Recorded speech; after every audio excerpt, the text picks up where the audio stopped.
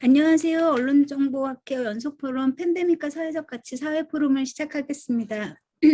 저는 진행을 맡은 언론정보학회 연구이사 최석진이라고 합니다. 팬데믹과 사회적 가치는 이 팬데믹 상황 속에서 확산되고 있는 사회적인 불평등의 문제에 대해서 한번 생각해 보자고 저희가 1년 기획으로 한 포럼이고요. 앞서서 팬데믹과 국민국가, 사회적 거리두기와 사회적 정의, 팬데믹과 자동화라는 주제로 1, 2, 3회를 진행하였고, 오늘은 팬데믹과 돌봄의 위기를 주제로 사회 포럼을 시작하려고 합니다. 가장 중요한 주제가 아닐까 개인적으로 생각을 합니다. 여러 가지의 의미와 여러 가지의 차원과 여러 가지의 공간, 사회적 작용 관계 속에서의 돌봄에 대해서 생각해 볼 게 굉장히 중요한 시점인 것 같습니다. 지금 선생님들 많이 오셨는데요. 포럼을 시작하기에 앞서서 녹화 먼저 안내를 다시 드리도록 하겠습니다. 이 줌 회의는 녹화가 될 예정이고요. 지금 녹화가 되고 있고요. 이 회의가 끝난 다음에는 녹화본이 학회 유튜브 채널로 업로드가 될 예정입니다. 그래서 혹시 얼굴이 녹화가 되어서 되는 것이 꺼려지시는 선생님들께서는 화면을 끄고 참석하시면 될 것 같습니다. 포럼 진행 일정은 대략 한 30분에서 40분 정도 발표를 해주실 거고요. 토론자 선생님 2분 모시고 각각 15분 정도씩 토론 얘기를 들은 다음에 토론자와 발표자 선생님들끼리의 지정 토론을 진행을 하고 맨 마지막에 청중의 질의응답을 하는 시간을 가지려고 합니다. 그러니까 맨 마지막에 청중분들로부터 그 질문을 받고 그거에 대해서 대답을 하는 시간을 가질 테니까요. 당시에 이제 직접 그 손을 들고 말씀을 해주셔도 되고 아니면 발표와 토론이 진행되는 동안에 채팅방에 질문들을 올려주시면 제가 취합을 해서 대신 질문을 하는 방식으로 진행하도록 하겠습니다. 오늘 포럼 발표문을 지금 정사강 선생님께서 채팅방에 공유해 주실 건데요. 참고해 주시기 바랍니다. 발표문을 기꺼이 공유해 주신 발표자 선생님들께 다시 한번 감사 말씀드립니다. 이제 발표분들에게 권한을 넘기기 전에 발표자 선생님들에 대해서 간략하게 소개를 드릴게요. 먼저 발표자 최희숙 선생님은 현재 동아대 사회학과에 재직하고 계시고요. 10살, 2살 두 아이를 키우시면서 페미니즘 시각에서 미디어 생산 조직 그리고에 대해서 연구해 오셨고 특히 미투 운동 이후에 저널리즘의 위기에 대해서 아주 굉장히 높은 수준의 연구를 수행하셨고 최근에는 좀 더 그 양육자로서의 개인적인 경험을 기반으로 해서 돌봄과 돌봄 윤리에 대한 작업을 하고 계십니다. 오늘 발표도 그 작업의 일환으로 이해하고 있습니다. 그리고 같이 작업을 해주신 황선현 선생님께서는 저희가 그 언론 정보학회인데 그 행정대학원에 계시는 선생님을 모시게 되어서 참 영광이라고 생각을 합니다. 서울대학교 행정대학원에서 정책학으로 지역 공동체 특성이 돌봄 서비스에 미치는 영향을 주제로 박사 학위를 받으셨고요. 그 이후에도 코로나 시기에 지역사회 돌봄 체계 구축을 위한 마을 돌봄의 역할이나 그리고 무엇이 좋은 돌봄 서비스인지 이런 주제로 해서 저희 오늘 발표하고 관련된 아주 심도 있는 연구를 해오신 선생님이십니다. 그래서 아동 및 가족복지 정책, 지역복지 서비스 전달, 정책평가 등을 계속 연구해 오셨습니다. 그러면 이제 그 화면 권한을 발표자 선생님들께 넘기도록 하겠습니다. 예, 선생님, 최유식 선생님 먼저 발표를 해주실 예정이시죠? 예. 네. 네. 부탁드립니다. 안녕하세요. 네, 안녕하세요. 저 소개받은 최희숙입니다. 네, 제가 이 돌봄의 위기와 관련된 그 발표를 하는데요. 실제로 저희 집에 돌봄 공백이 발생하는지라 지금 기계를 2개를 연결을 해서 이렇게 어쩔 수 없이 이렇게 왔다 갔다 하면서 발표를 하게 될 것 같아요. 그래서 먼저 화면 공유 먼저 하면서 얘기를 드리도록 하겠습니다. 이 논문은요, 사실은 이제 저의 어떤 삶의 문제에서 좀 시작이 된 글이라고 할 수 있어요. 아까 최석진 선생님께서도 소개를 해주셨듯이 저는 10살, 6살짜리 아이를 키우고 있는데요. 혹시 돌밥이라는 말을 들어보신 적이 있으세요? 그러니까 코로나 이후에 돌아서면 엄마들이 밥을 하고 돌아서면 엄마들이 밥을 하는 이런 상황을 일컬어서 이렇게 돌밥이라는 말들이 나왔습니다. 이러한 그 용어가 나올 정도로 이렇게 돌봄의 부담들을 실제적으로 아이들이 학교를 안 가면서 기관에 안 가면서 나오기 시작을 했는데 그 상황을 올해 언론진흥재단에서 나온 코로나19 이후 사람들의 일상의 변화라는 그 보고서에도 나와 있듯이 직접 요리나 가사노동에 대한 부분이 그 온라인 쇼핑 및 미디어 이용 못지않게 많은 비중을 차지하는 것으로 이제 코로나 이후 늘어난 활동으로 이렇게 나오고 있습니다. 뭐 저 역시 예외는 아니어서요. 작년에 제가 한 쿠키를 한 7번 정도 구웠던 그 기억이 있습니다. 그래서 저 쿠키 좀 그만 구웠으면 좋겠다라고 페이북에 올린 적도 있어요. 정확히 제가 기억을 하는 게 2월 23일 날 팬데믹이 이제 심각 단계로 올라가면서 코로나 방학이라는 것들을 아이들이 맞이하면서 굉장히 이제 돌봄 부담들이 많이 나타났습니다. 근데 이게 온라인 개강 이후에도 크게 달라지지는 않았어요. 온라인 개강 이후에도 크게 달라지지는 않았던 게, 아이들이 이렇게 EBS 방송을 보고 있기는 하지만 학교로부터 제가 받은 메시지는 이렇게 출석하세요라는 이런 아주 그 행정적인 메시지 이상은 아니었고요. 그러다 보니까 실제적으로 학교로부터 사회로부터 제 아이가 과연 돌봐지고 있는지에 대한 의문들이 좀 들기 시작했습니다. 그리고 저는 작년에 원격 수업을 하다 보니까 학교에서 원격 수업을 하다 보니까 그래도 제 아이는 엄마가 필요할 때 집에라도 있었는데 그렇지 않은 아이들이 너무나 많다라는 거죠.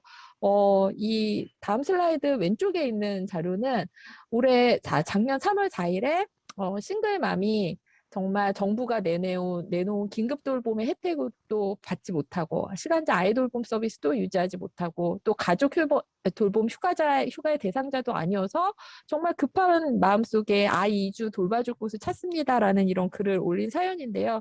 이처럼 우리 사회에는 돌봄을 여러 가지 이유로 그 제대로 받지 못하는 아이들이 굉장히 많을 것 같다라는 생각이 들었습니다. 그리고 그거를 가장 그 비극적으로 나타낸 사건들이 작년에 많이 거론되었던 초등학생이 피해자였던 아동학대 사건들이 아닌가 싶습니다. 그래서 이런 어떤 제 삶의 문제의식들이 많은 비판 연구들이 삶과 어떻게 보면 이론과의 연계성 속에서 나오는데 제 삶의 문제의식들이 다음과 같은 좀 질문들을 하게 되었고요.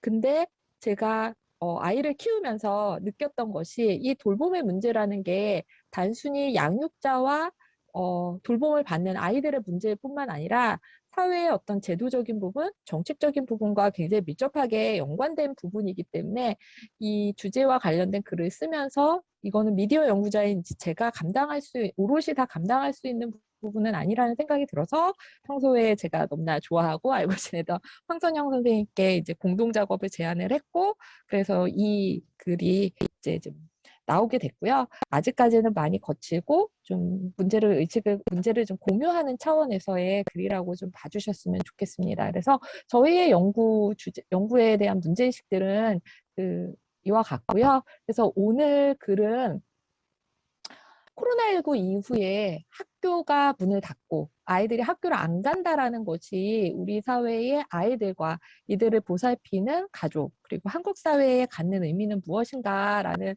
그런 큰 질문을 좀 던져봅니다. 그러면서 이 문제를 살펴보기 위해서 과연 돌봄이라는 것은 무엇인가 그리고 그 학교 폐쇄에 따른 돌봄 공백이 실제적으로 아동과 여성의 삶에서 갖는 의미는 무엇인가라는 부분 그리고 이 팬데믹의 상황들이 사실은 기존에 있었던 부분들, 기존에 취약한 부분들을 더 드러내는 측면이라고 생각이 들기 때문에 도대체 아이들의 삶에서 학교란 어떤 곳이고 학교에서 아이들은 잘 돌봐졌는가라는 그런 부분들을 한번 좀 짚어보고요. 그리고 나서 학교 폐쇄와 부분 등교에 대해서 우리 사회는 주로 어떠한 관점에서 설명을 해왔는가 또 돌봄의 관점에서 가장 작년에 화두가 됐던 초등학생의 삶에 있어서 가장 큰 화두가 됐던 원격 교육이라는 부분들을 어떻게 평가할 수 있을까라는 이 부분으로 좀 구성이 되어 있습니다. 그래서 돌봄이란 무엇인가라는 부분들로 좀 들어가면 제가 한번 여쭤보고 싶어요. 돌봄 하면은 딱 떠올리는 이미지가 아마 이런 이미지가 아닐까 싶습니다. 부모가 아이를 돌보는 이런 이미지이죠. 근데 어떻게 보면 우리 모두가 성장하는 과정에서 부모가 됐던 양육자가 됐건 누군가의 제대로 된 보살핌을 받지 못했다면 우리는 지금 아마 생존할 수 없을 거라고 생각이 듭니다. 그런 측면에서 인간은 일정 기간 동안 누군가로부터 돌봄을 받고 또 일정 기간이 지나서 자립을 한 이후에도 사실은 돌봄이 없으면은 제대로 된 삶을 살기 굉장히 어렵기 때문에 인간의 삶의 필수적인 활동을 이제 돌봄이라고 많이 얘기를 할 수 있을 것 같아요. 돌봄의 특성이라고 한다면 사실 여기 돌봄 수혜자인 아이가 있고 돌봄을 수행하는 돌봄자들이 있죠. 그래서 돌봄이라는 건 기본적으로 돌봄자와 돌봄 수혜자가 있어야 하고 이 둘 사이에 내가 돌봄을 받고 있다라는 이 그 관계가 설정이 될 때만이 이 돌봄이 성립하기 때문에 돌봄은 굉장히 관계적인 활동입니다. 또 이 아이를 돌본다라는 것은 사실은 이 아이가 필요로 하는 것들이 무엇인가라는 거, 왜 애가 울면은 정말 뭐 쉬를 싸서 우는 건지, 배가 고파서 우는 건지, 이런 것들을 엄마들이나 아빠들이 고민을 하잖아요.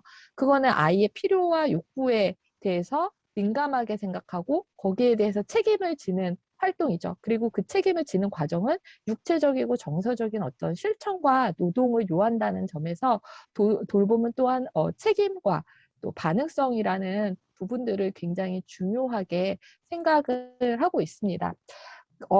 근데 이 돌봄이라는 부분들은 사실은 굉장히 저평가되어 왔고요. 돌봄을 어떤 개인의 어떤 도덕적 잣대, 윤리적 잣대의 측면에서 많이 바라보려고 했던 것이 사실입니다. 물론 윤리적이고 도덕적인 부분들 굉장히 중요하지만 동시에 돌봄은 사회적이고 정치적입니다. 돌봄이 사회적이고 정치적인 이유는 일단 돌봄이 저평가되었던 부분, 오랫동안 가정의 일, 개인의 일, 여성의 일로 치부가 된 이 돌봄이 사실은 굉장히 불평등하게 배분되고 불평등하게 제공되고 있다라는 점에서 굉장히 사회적이고 정치적인 의제라고 생각이 드는데요. 1차적으로 모든 분들이 공감하시겠지만 돌봄의 책임은 균등하지 않습니다.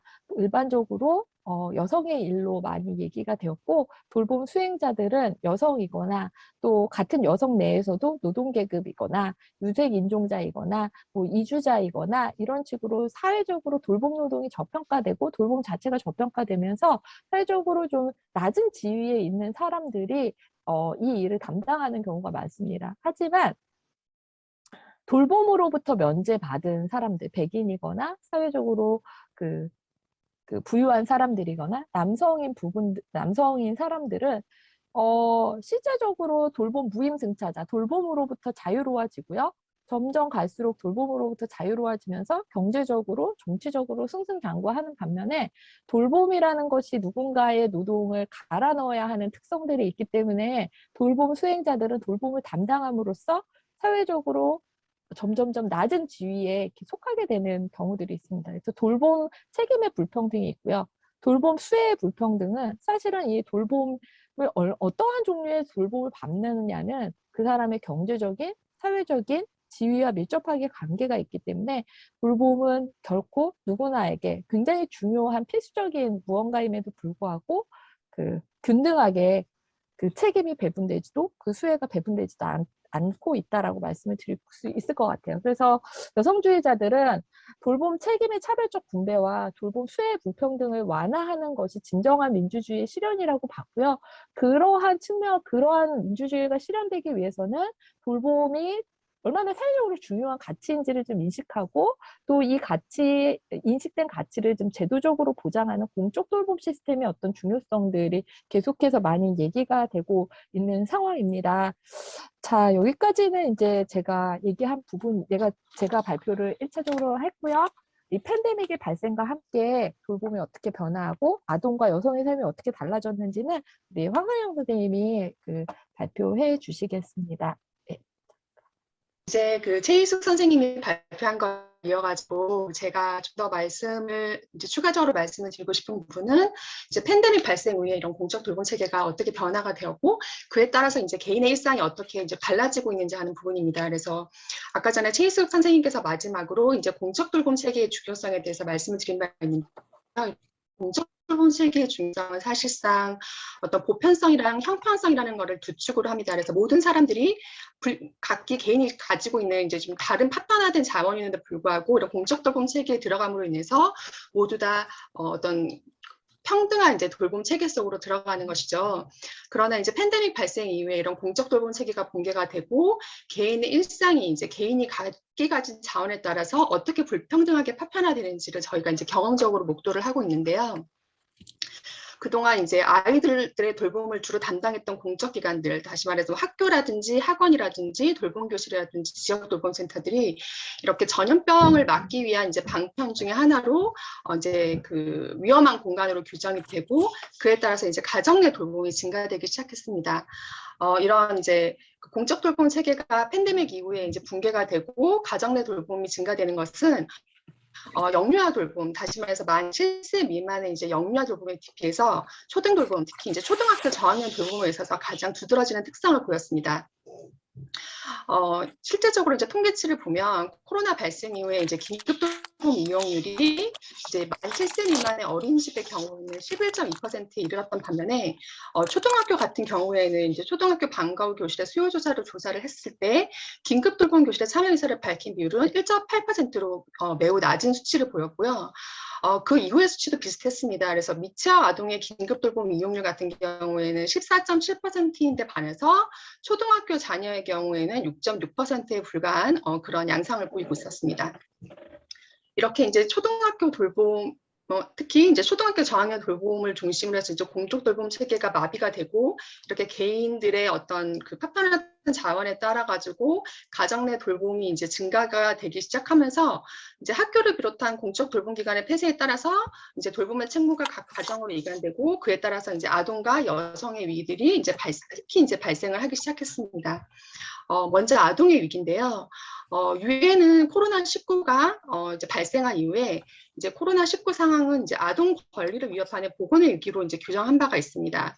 이제 코로나19가 장기화되고 경기 침체가 나타나면서 이제 그에 따라서 이제 아동의 빈곤이 심화가 될 것이고 지금 저희가 이제 온라인 수업이 장기화되면서 사실상 나타나고 있는 문제인데 이제 그 학습 결손에 따라서 이제 중위권 아동들이 사라지고 교육의 양극화 형성이 매우 두드러지고 있는 교육의 위기라든지 그리고 이제 돌봄 상황이 이제 지속이 되면서 아이들이 느끼고 있는 정신 건강의 위기 등과 같이 이런 영향들이 매우 광범위하게 나타날 것이라고 경고를 하고 있는데요.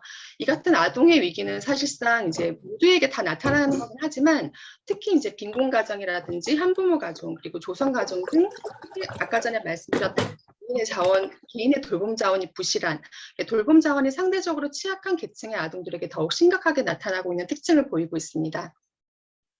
실제적으로 아동권리보장원이 이제 2021년에 이제 발표한 조사에 따르면 이제 집에 있을 때 아이들만 있는 어떤 방임의 문제들이 좀 더 심각하게 나타났는데요. 지금 2년 전 조사에서는 27.7%가 이제 아동들이 이제 양육자 없이 홀로 있거나 형제자매가 있는 경우라고 이제 27.7%가 보고한 데 반해서 코로나19가 발생한 이후에는 33.4%로 5% 이상 증강 수치를 보이고 있고요. 두 번째로는 이제 결식의 문제입니다. 그래서 굿네이버스 조사에 따르면 이제 끼니를 거르는 아이들의 비율이 조사 대상이 64.1%로 이제 코로나 발생 전인 2018년보다 49.4%로 나타난 것에 비해서 크게 증가한 것으로 나타났고요. 그리고 사실상 아동 학대의 문제는 수치적으로는 감소했습니다. 그러니까 수치적으로 감소했지만 사실상 이 수치가 더 감소한 수치가 더 의미가 있는 것은 이제 교사 및 사회복지사가 감염병으로 인해서 모니터링 할 수 있는 시스템이 붕괴되면서 수치적으로 이제 감소할 수 있었다라고 이제 보여지고 있지만 이제 부분 드러나는 어떤 양상은 더 잔혹해진 것으로 이제 나타났습니다. 아까 전에 이제 최희숙 선생님께서 말씀하신 그 천안의 계모학대로 숨진 아동이라든지 그리고 창녕에서 학대를 받다가 구출된 아동 그리고 이제 그 일명 그 라면 형제라고 사건이라고 불렸던 이제 양육자 없이 형제 둘이서 이제 라면을 끓여 먹으려고 하다가 이제 아동이 한 명이 이제 숨진 그런 사건들의 공통점이 이제 모두 초등학생이라는 점에서 이제 그 공통점을 찾을 수가 있습니다. 이런 아동의 위기와 더불어서 이런 이제 그 학교가 문을 닫고 돌봄을 수행하던 집합 공간들이 이제 폐쇄가 되면서 이제 여성의 이제 주로 그 돌봄을 가정 내에서 담당했던 여성들의 이제 그 위기가 나타나기 시작했는데요. 이제 그 돌봄의 대부분들이 이제 여성에게 전가가 됐다는 것입니다. 아까 전에 이제 최익 선생님도 말씀하셨던 것처럼 이제 돌봄이라는 것이 어떤 정치적인 부분을 본다면 굉장히 불평등하고 그에 따라서 돌봄 민주주의까지 이제 이행이 돼야지 진정한 민주주의가 이행이 된다는 이제 이론적인 논의에도 있듯이 실질적으로 이제 코로나19 이후에 이제 그 돌봄의 무게가 대부분 이제 여성들한테 전가되는 이제 상황들을 보이고 있었는데요. 서울시에서 이제 돌봄 현황 및 의식에 대해서 조사한 결과 사실상 이제 7세 이하와 8세 이상을 양육하는 그룹 모두 이제 돌봄 공백을 대응하는 방식의 가장 큰 비율을 차지하는 것이 어머니가 돌보는 시간을 늘린 것으로 나타났고, 이걸 이제 전국 단위로 확대를 했을 때도 여성 민우의 조사에 따르면 이제 코로나19 확산 이후에 여성 돌봄률이 30% 정도 이제 증가된 것으로 나타났고, 특히 이제 조금 더 주목해야 될 부분은 전업주부 시간은 당연히 늘어났을 거고, 맞벌이 부부 같은 경우에도 여성의 경우에는 1시간 44분 증가한 데 비해서 맞벌이 남성의 경우에는 이제 단순히 46분만 증가했다는 이런 수치가 나타내고 있습니다. 그러니까 돌봄의 무게가 이제 여성들에게 많이 증가되면서 당연히 이런 것들이 이제 여성의 경제 활동에도 영향을 미칠 수밖에 없는데요. 그 결과 이제 2020년과 3월 사이에 여성의 고용 감소율이 남성에 비해서 상대적으로 높았고, 특히 돌봄의 부담이 있는 35세에서 39세의 감소폭이 크게 확대되었다는 이제 연구 결과도 있습니다. 이렇게 이제 그 가정에서 이제 그 돌봄을 코로나19로 인해서 수행할 수밖에 없음에 따라서 이제 정부가 이제 가족 돌봄 휴가 제도를 늘리고는 있지만, 사실 가족 돌봄 휴가 제도를 쓸 수 있는 근로층이 굉장히 한정이 돼 있는 것도 문제지만, 이렇게 재택근무가 사례가 증가를 하더라도 여성은 이제 그러니까 그 노동에 이제 오롯이 집중하지 못하고 이제 돌봄과 가사, 그다음에 일, 이 모든 거를 함께 이제 부담을 해야 되는 이런 젠더 함정이 존재를 하고, 이런 부분들에 대해서도 이제 서울시 여성가족단에서 이제 조사했던 그 결과도 이런 젠더 함정에 대해서 이제 많이 시사를 해주고 있었습니다. 이처럼 이제 이런 공적 돌봄 체계가 여성의 경제 활동과 아동의 생존과 발달을 도모하는 데 중요함에도 불구하고, 앞서 저희가 이제 봤을 때 초등학교의 긴급 돌봄 수요는 영유아 돌봄에 비해서 굉장히 낮았습니다. 그러면 왜 이런 상황이 발생했는지에 대해서 이제 질문을 던질 수밖에 없는데요. 단순히 감염에 대한 두려움 때문은 아닌 것 같습니다. 그래서 이러한 질문에 이제 답을 이제 최근에 이제 OECD 이제 그 교육국장이 그 OECD 교육 관련해서 포럼을 했을 때 방문을 했을 때 이제 얘기를 했었는데, 너무나 많은 국가들이 학교를 폐쇄를 너무 쉽게 단행하고 있다. 쇼핑센터를 열어두지만 학교는 폐쇄한다. 그거는 현재와 미래 사이의 우선순위를 매기는 방법에 관한 파괴적인 신호라고 이제 말을 한 바가 있습니다.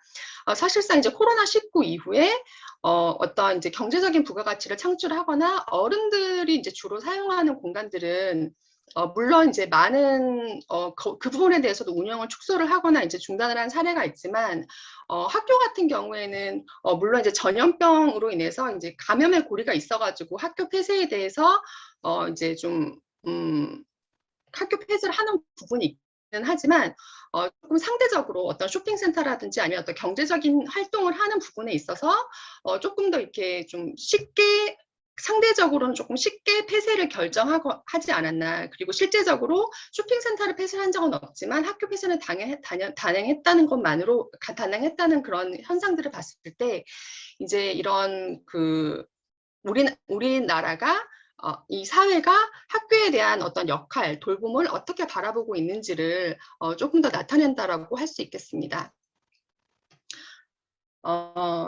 사실상 초등학교는 단순한 교육 공간이 아닙니다. 초등학교는 이제 교육 공간을 넘어서 이제 돌봄을 통해서 아까 전에 저희가 살펴본 것과 같이 아동의 최소한의 생존과 안전을 보장하는 공간이자 아동의 발달과 놀 권리를 보장하는 공간입니다. 그런 의미에서 사실 학교는 단순한 가르침과 배움의 공간이 아니라 가르침과 배움이 돌봄이 상호 의존 관계에 깊숙이 또는 다양하게 관련되는 정동체 사업체로 인식된다라는 이제 논의도 있는데요. 그러나 이제 현재 초등학교에서의 돌봄이라는 것은 이런 뭐 아동의 어떤 상호작용이나 그리고 어떤 학교 내의 활동을 통해서 이제 발생하는 어떤 돌봄의 가치나 실천이라는 넓은 의미보다는 좀 행정적인 차원, 이제 교육과는 이제 분리되는 방과 후에 벌어지는 별개의 활동으로 한계지어서 의미화되는 경우가 그동안 많았습니다. 이렇게 행정적인 차원으로 돌봄을 접근을 했음에도 불구하고 그동안에 이제 이런 초등학교 내에서의 돌봄 문제는 사실상 영유아 돌봄에 대해서 굉장히 부실한 상황이었습니다.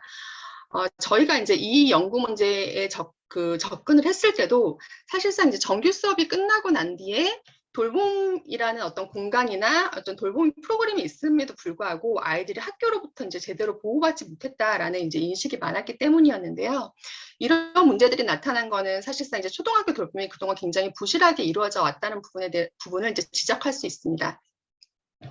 초등돌봄 서비스는 이제 크게 학교를 통한 돌봄과 어떤 보건복지부에서 운영하는 지역사회 돌봄으로 나눠 살펴볼 수 있는데, 대부분 아이들이 이제 다수가 이용하는 공간이 이제 학교 내 돌봄이 더 지금은 중요한 부분을 차지하고 있고, 이런 학교 내 돌봄을 중심으로 해서 그 문제점을 좀 더 살펴보면 그동안 사실 초등돌봄 사업은 별도의 명확한 법적 근거 없이 운영이 되고 있었습니다. 이런 법적 근거 없이 운영이 되고 있음에 따라서 그동안은 이제 초등학교 운영 길라잡이라는 어떤 통합 지침을 바탕으로 해서 지역 교육청이나 학교장의 재량에 맞춰서 운영을 해왔고, 그에 따라서 이제 학교장이 얼마나 돌봄 서비스에 이제 관심이 있느냐, 의지를 보이느냐에 따라서 이제 서비스 편차가 많이 발생했었습니다. 그리고 수요 대비 제한된 공급의 문제도 있었고요. 학교 안의 돌봄 교실은 주로 초등학교 저학년이나 저학년을 둔 이제 맞벌이 부부나 한부모 가정을 대상으로 돌봄 교실을 운영하고 있는 상황이었지만 이마저도 다 수용할 수 없는 상황이고 시간도 이제 5시까지 한정적으로 제한하는 문제들이 있었습니다. 그리고 이제 방학 동안에 이제 돌봄 학생이 있음에도 불구하고 이제 그 학생이 그 학교 내에 존재함에도 불구하고 급식실과 보건실이라는 이제 아동의 생존과 안전을 위해서 가장 중요한 시설들이 이제 중단되는 어떤 학교가 이제 돌봄을 그렇게 교육만큼 중요하게 생각하는 공간은 아니라는 것을 좀 보여주는 사례라고 할 수 있겠습니다. 이러한 이제 좀 초등학교 내에서 이제 부실한 돌봄 시스템이 운영된 결과 사실상 이제 2019년 4월 기준 초등학생의 약 10.9%만이 초등 돌봄 교실을 이용하는 것으로 나타나고 있고요. 응답자의 약 55.4%는 공적 돌봄 서비스를 이용하지 않는다고 응답했습니다. 그 이유는 이용자 자격이 미달된다는 문제도 있었지만 서비스 제공 시간의 불일치 그리고 서비스 질 내용이 부족하다는 이유를 이제 꼽고 있었습니다. 이러한 이제 돌봄의 문제를 돌이켜 봤을 때 결국 이제 한국 사회는 이제 특히 이제 초등학교를 둔 이제 양육자의 경우에는 코로나 이전부터 굉장히 이제 상업화되고 학교를 이제 끝나고 난 다음에 학원을 이용을 한다든지 아니면 조부모의 손을 빌린다든지 아니면 공적 민간 베이비시터를 이용한다든지 이런 사적인 방식으로 초등학교 돌봄의 문제를 해결하고 있으면 이제 시사해 준다고 볼 수 있고요. 사실상 이제 팬데믹 상황에서 발생했던 저희가 이제 앞서 질문을 던졌던 초등학생들의 긴급 돌봄 이용률이 긴급 돌봄이 굉장히 중요한 역할을 함에도 불구하고 이용률이 왜 낮을까라는 것을 봤을 때 문제들이 갑자기 터져난 것이 아니라 기존에 있었던 이제 초등학교 돌봄의 문제들이 켜켜이 쌓여서 나타난 이제 현상이라고 볼 수 있겠습니다. 그래서 이 코로나는 이제 공적 돌봄 체계의 중요성 그리고 부실한 돌봄 시스템 그리고 그동안 사회가 이 돌봄이란 가치를 얼마나 인정하지 않았는지를 동시에 보여주는 중요한 사건이라고 볼 수 있겠습니다. 네.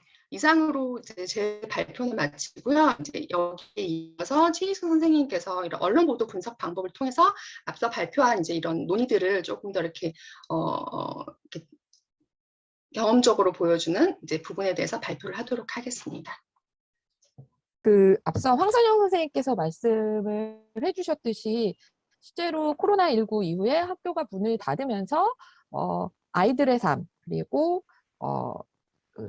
여성의 삶에 굉장히 많은 변화가 나타났는데 그러한 변화에 대해서 우리 사회는 어떠한 시각으로 다가섰는가라는 부분들을 좀 보기 위해서 어떻게 할까 하다가 언론 보도 분석을 좀 해보려고 마음을 먹었습니다. 근데 이 연구가 전체적으로 팬데믹 이후에 어떤 돌봄의 문제를 좀 약간은 그 거시적인 관점에서 다루는 연구인지라 다루는 글인지라 뭐 세밀하게 뭐 양적 내용 분석이나 뭐 정보 분석들을 세밀하게 할 수는 없었고요. 그래서 이 관련 기사들에서 관련 연관어들, 그러니까 코로나 초등과 관련된 연관어들은 어떤 것들이 떴는가라는 부분들을 보면 우리 사회가 이 초등학교 아이들의 삶 그리고 초등학교의 어떤 그 등교 폐쇄, 그러니까 학교 폐쇄 문제에 대해서 어떻게 다가가는가를 좀 알 수 있을 것 같아서 좀 그렇게 분석을 시도를 했고요.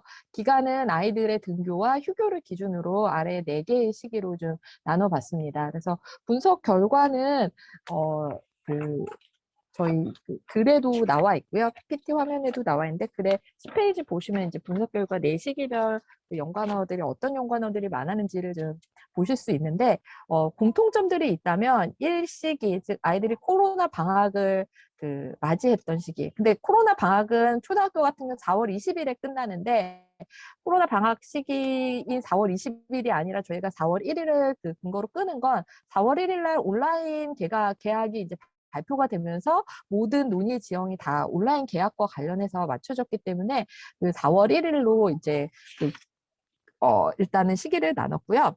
그 4월 1일까지 보면 주요 용어가 개학 연기, 뭐 그리고 확진자 이런 얘기들이 굉장히 많아 있고 1시기와 관련해서 특징이라고 한다면 다른 시기에 비해서 돌봄과 관련된 그런 그 말들 언어들, 그러니까 어린이집이라든가 뭐 긴급 돌봄 교실, 지옥 아동센터, 친정엄마, 맞벌이 이런 것들이 사실 이제 돌봄의 문제를 다루는 이런 기사들이었는데 그런 내용들이 좀 많았습니다.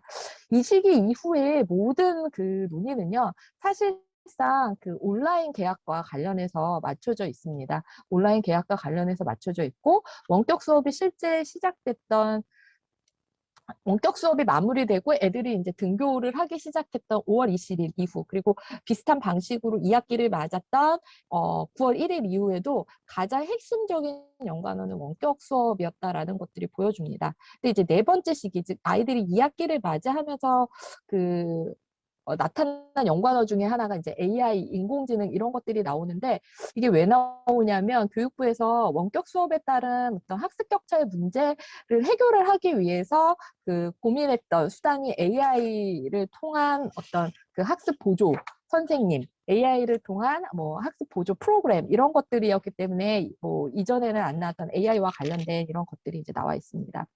시기별 연관어 분석들은 조금 몇 가지 이제 특징을 보이는데요. 일단 첫 번째 특징은 여기 PPT에는 안 썼지만 교육부가 매 시기별로 굉장히 중요한 연관어로 이제 나타나는데 이거는 이제 교육부가 실질적으로 이 당시의 문제 해결의 어떤 그 정책적 주체였기 때문에 네 시기 모두 교육부가 굉장히 이제 중요한 비중을 좀 차지하고 있고요.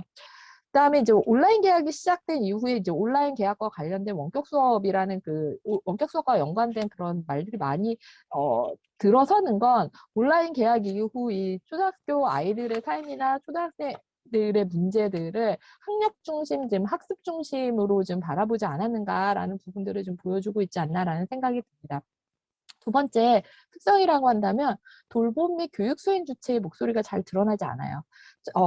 학교에서 학습을 그 주관을 하고 아이들을 보호하는 책임을 지고 있는 어떤 교사라든가 그리고 돌봄 교실의 돌봄 전담사의 목소리가 잘 드러나지 않는데 그게 왜 그럴까 하고 생각을 해보니까 일단 원격 수업의 특성상 주요한 역할을 거의 이제 제가 조금 이따가 다시 설명을 드리겠지만 교사가 굉장히 부재한 방식으로 한국사의 원격 수업들이 좀 있었기 때문에 교사가 아닌 누군가의 돌봄이 필요한 수업의 방식이었다라는 거죠. 그래서 원격 수업의 문제들에 있어서 교사는 좀 주요한 당사자로 좀 떠오르지 않는 듯한 모습들을 좀 많이 보입니다. 그리고 교사들이 많이 비판을 했듯이 코로나19 이후에 이 문제들을 해결하는 데 있어서 아이들이 겪는 문제들을 해결하는 데 있어서 특히 학습의 문제를 해결하는 데 있어서 교육부가 주로 의사결정을 했고 교사들이 이 상황을 타개하기 위해서 뭐 적극적으로 개입을 한다거나 아이들과 뭐 상호작용을 넓힌다거나 이런 식의 실천들이 상대적으로 좀 부족했기 때문이 아닌가라는 생각이 들고요. 돌봄 전담사 같은 경우는 비정규직 노동자에 대한 사회적 무관심들이 그대로 여기에도 나타나지 않는가라는 생각이 듭니다. 아울러 아이들의 목소리가 거의 들리지 않는데 아이들은 굉장히 이제 그 아이들의 목소리는 양육자의 목소리를 통해서 뭐 대변이 된다거나 이런 식이었지 아이들의 목소리 자체가 좀 부재한 그런 코로나19 당시에 아이들 내 담론, 아이들과 관련된 그런 여러 가지 시선들이 이 연관어 분석에서도 좀 그대로 드러나지 않는가라는 생각이 듭니다. 그렇다면 코로나19 초등학교 그리고 아이들의 삶과 관련해서 우리 사회가 관심을 가장 많이 가진 게 이 원격 수업인데 이 원격 수업을 돌봄의 관점으로 봤을 때 어떤 의미를 가지는가라는 부분들을 빨리 진행을 하고 마무리를 하도록 할 텐데요.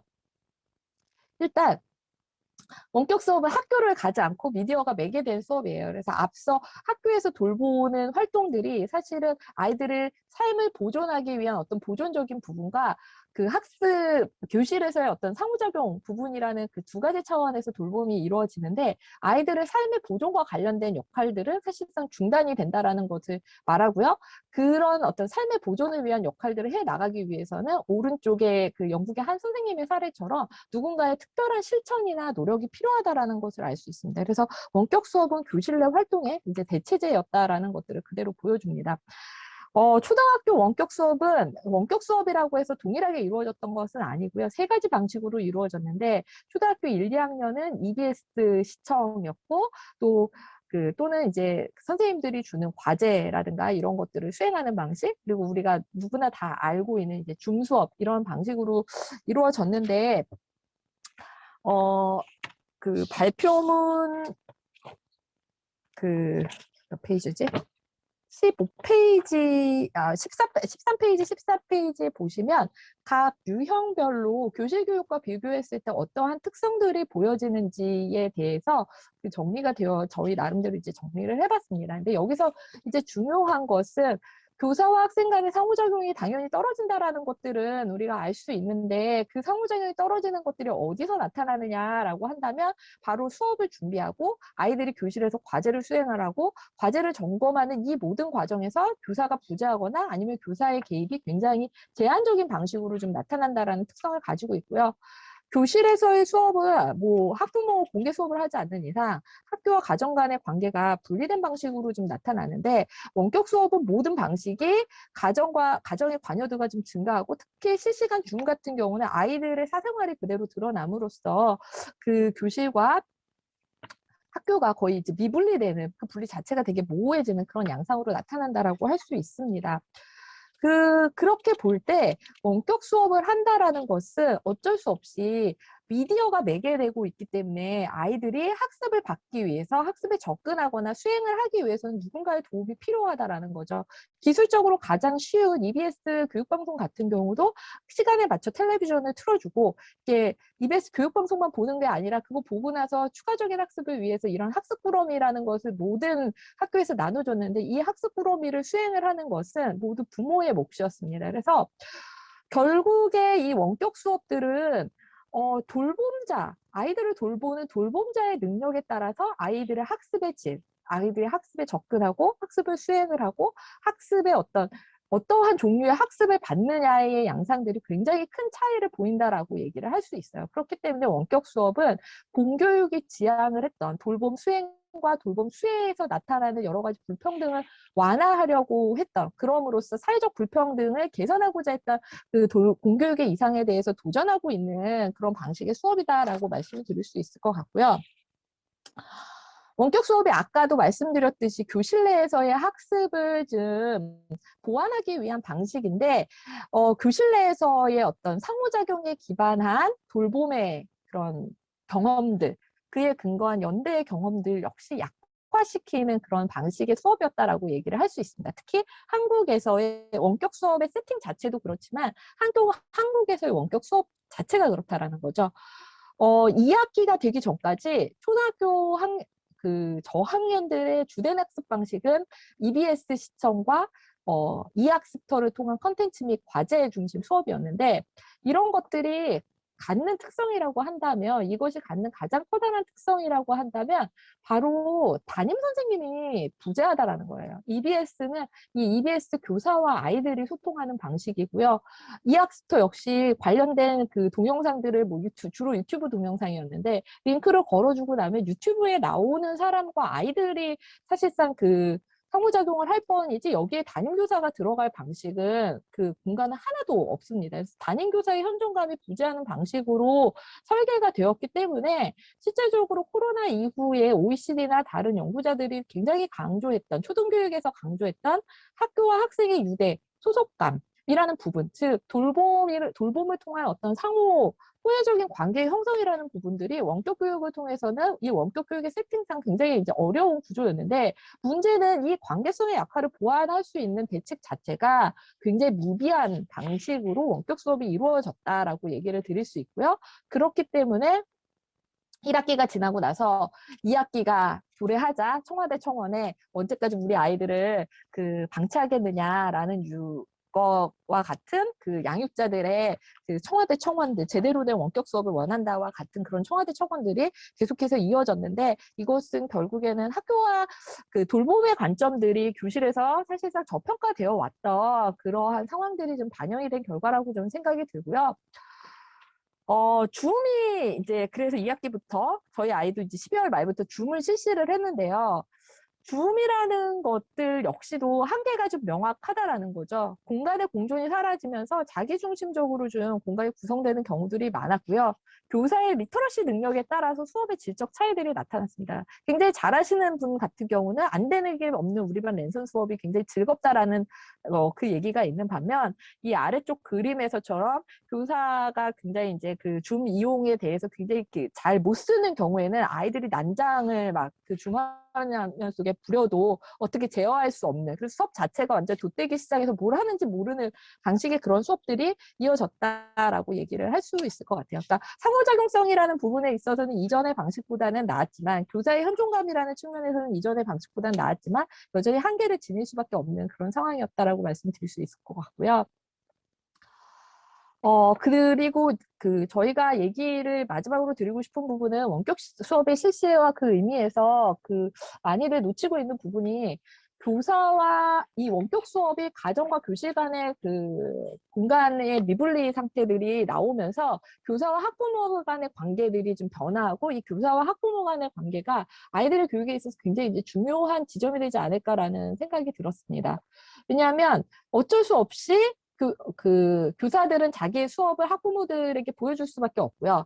학부모들 역시도 아이의 그 학습을 챙기는 과정에서 교사가 어떠한 방식으로 수업을 하고 있는가라는 부분들을 지금 보고 있는데 이게 굉장히 이제 긴장 관계이다 보니까 사실상 교사들의 심리적인 위축을 가해지는 방식으로 또 학부모의 불만이 굉장히 누적되는 방식으로 이 관계들이 맺어지고 있는데 여기에도 그 사무 존중과 연대의 문화들이 지금 아이들의 삶을 위해서는 좀 필요하지 않을까라는 그런 말씀들을 드리고 싶고요. 시간이 지금 많이 지난 관계로 결론을 말씀을 드리면 결국에는 팬데믹 이후의 어떤 돌봄의 위기 그리고 아이들의 삶의 위기라는 것은 돌봄에 대한 저평가 그리고 그에 기반해서 학교가 운영이 되고 학습이 이루어지고 그 아이들을 보호하고 돌보는 시스템 자체가 굉장히 부실했던 그때 당시에 문제가 드러난 결과라고 생각이 들고요.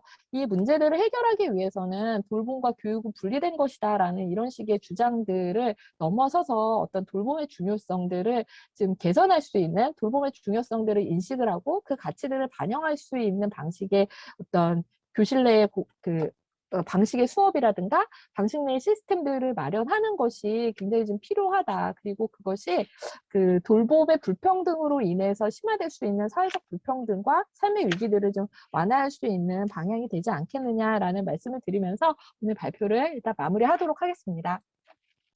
예, 선생님, 예, 정확하게 딱 40분을 지켜주셔서 감사합니다. 예, 굉장히 개인적인 경험에서부터 정책, 그리고 기술을 매개로 구성되는 사회적인 관계에 걸쳐서 정말 굉장히 광범위한 범위에 논의를 해주신 것 같아요. 그래서 오늘 곧바로 그 토론자로 모신 두 분의 선생님 토론으로 이어가도록 하겠습니다. 먼저 김수미 선생님의 토론을 듣겠는데요. 김수미 선생님은 문화연구를 전공하셨고 현재 고려대 미디어학부에서 강의를 하고 계십니다. 김수미 선생님 토론 부탁드릴게요. 수미 선생님, 예, 됐습니다. 죄송해요. 아, 되게 시의성 있는 연구 주제였고 사실 저 또한 비슷한 경험들을 발표자분들과 하고 있기 때문에 되게 기대 많이 하고 또 읽었고 많은 도움도 받았고 또 많이 배웠습니다. 네. 마지막 정리하는 이제 그 부분에서 다시 사실은 전체적인 내용을 다시 한번 이제 이해하게끔 잘 간추려 주셨는데 저는 전체적으로 읽으면서 딱 하나 이제 한 부분에서 의문이 들었는데 의문이 아니라 궁금한 거 여쭤보고 싶은 거 이제 그거에 대해서 질문하기 위해서 일단은 제가 이제 이해한 바를 좀 정리를 다시 할게요. 다 해주셨으면 늦게 들어오신 분들도 계시니까 그리고 또 우리가 시간이 또 많기 때문에 또 필요할 것 같아요. 제가 열심히 읽었다는 것도 또 보여드려야 되고 그래서 이게 코로나 팬데믹 시기에 크게 부상한 사회 문제로서 돌봄, 특히 아동 돌봄의 위기에 대한 상황 진단을 일단 하시죠. 이제 여기에서 상황 진단에는 지금의 돌봄 위기의 본질에 대한 사회적인 인식의 한계점을 진단하는 부분도 들어가고요. 이제 그 언론 보도 같은 것들을 이제 제시해 주시면서 이 진단을 하시고 또 이제 이 상황에 대해서 뭔가 문제점이 있다. 정리하신 다음에 이제 거기에 대한 해결책 제안을 하기 위해서 수행된 연구라고 할 수 있죠. 이런 연구를 수행하기 위해서 가장 먼저 하시는 부분이 돌봄에 대한 어떤 그 인식의 확장이 어떻게 이루어져 왔는지에 대해서 간략하게 정리를 해주세요. 그러면서 저 또한 그 돌봄에 대한 인식의 확장을 경험했는데 글을 읽으면서 일단 여기서의 돌봄은 인간의 생존과 삶에 있어서 그리고 한 개인의 사람됨과 정체성이 형성되고 그게는 사회가 유지되는 데 있어서 필수적인 게 바로 돌봄이다. 이렇게 정리를 일단 해주시죠. 그 의미를. 이 의미에 기초해서 모든 논의들이 전개가 되는 거예요. 그렇죠? 근데 이 활동은 정치, 경제, 문화적인 차원 모두에서 오랫동안 그 가치가 사실 인정받지 못해왔고 또 그 책임은 젠더, 계급, 인종에 따라 매우 불균등하게 배분되어 있고 또 돌봄의 수혜 또한 여러 차원의 불평등성으로 인해서 불균등하게 이루어져 오고 있다. 이런 문제점들은 사실 팬데믹 시기에 이전에 그쵸?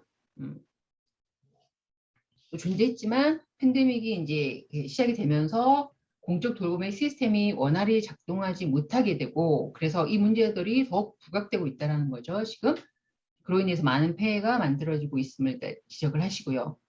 특히 학교가 수행하던 다양한 아동 돌봄 서비스, 일정 기간 교실 수업, 그다음에 급식을 통한 최소한의 영양 공급, 그리고 가정 내 학대 등으로부터의 어떤 감시와 피난처 역할 이런 것들을 강조하시면서 학교를 단순히 교육만을 위한 공간이 아닌 아동 생존과 보호의 공간으로 우리가 봐야 한다라고 주장을 하시고요. 그래서 교육과 돌봄은 분리될 수 없다라는 게 메인 포인트인데요. 이 관점에 기초해서 이 두 역할을 모두 함께 잘 수행하기 위해서 어떤 점들이 고려되어야 되고 또 어떤 점들이 개선되어야 하는지를 살펴보십니다. 무엇보다도 학력 중심의 관점으로 또 행정적인 차원에서 학교의 돌봄 기능에 접근해서는 안 된다.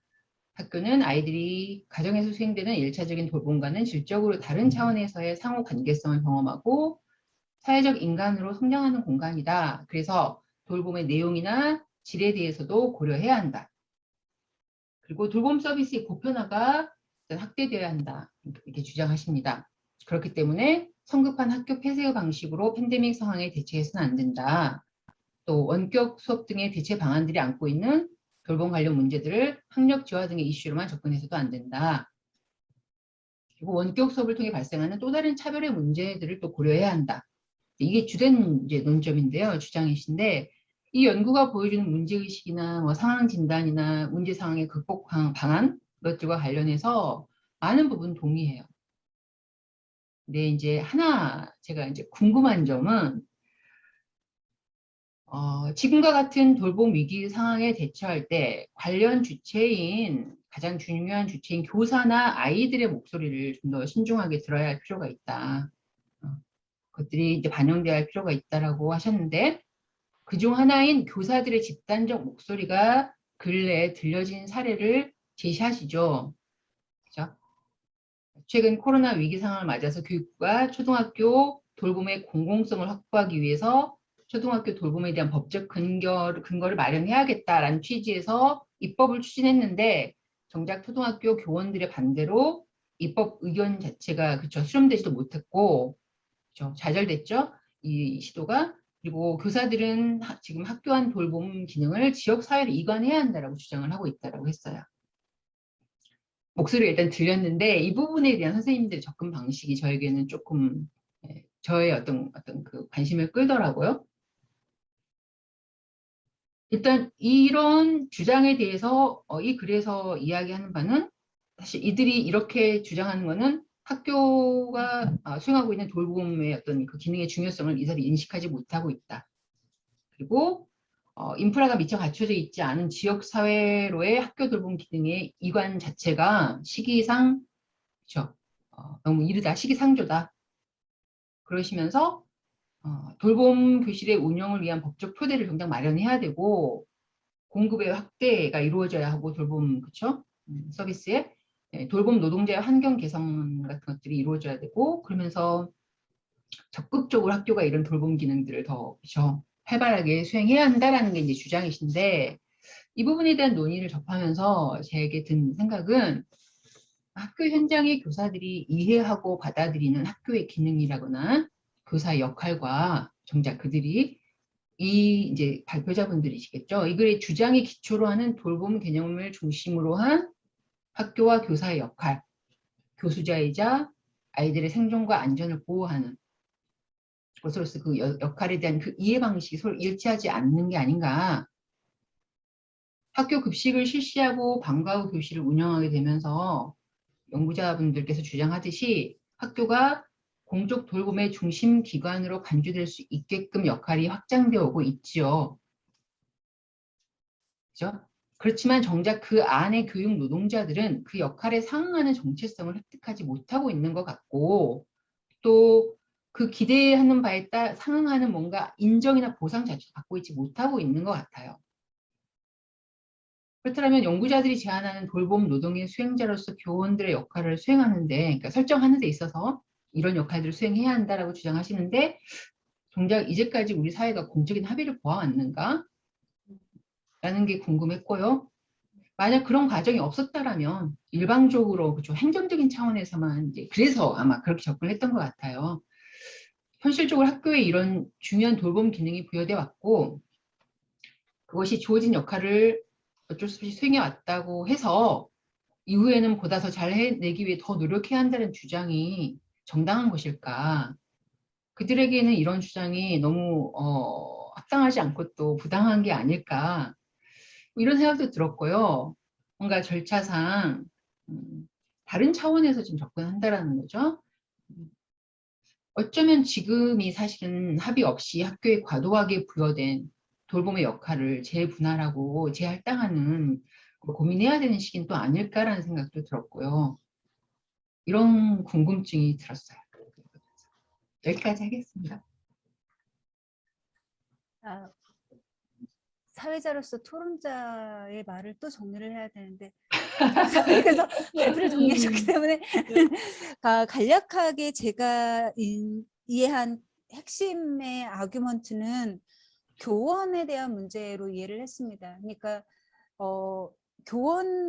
그러니까 여기 이 글에서 주장하고 있는 교원이 해야 하는 역할에 대한 가정을 우리 사회가 이제까지 받아들이고 있었는가의 문제와 더불어 이렇게 교원들 실제 뭐 돌봄을 포함한 모든 걸 담당해야 되는 교원들의 입장에서 이거를 이렇게 더 많은 것을 요구하는 게 합당한 것인가에 대한 질문도 포함되어 있었다고 이해를 하겠습니다. 네.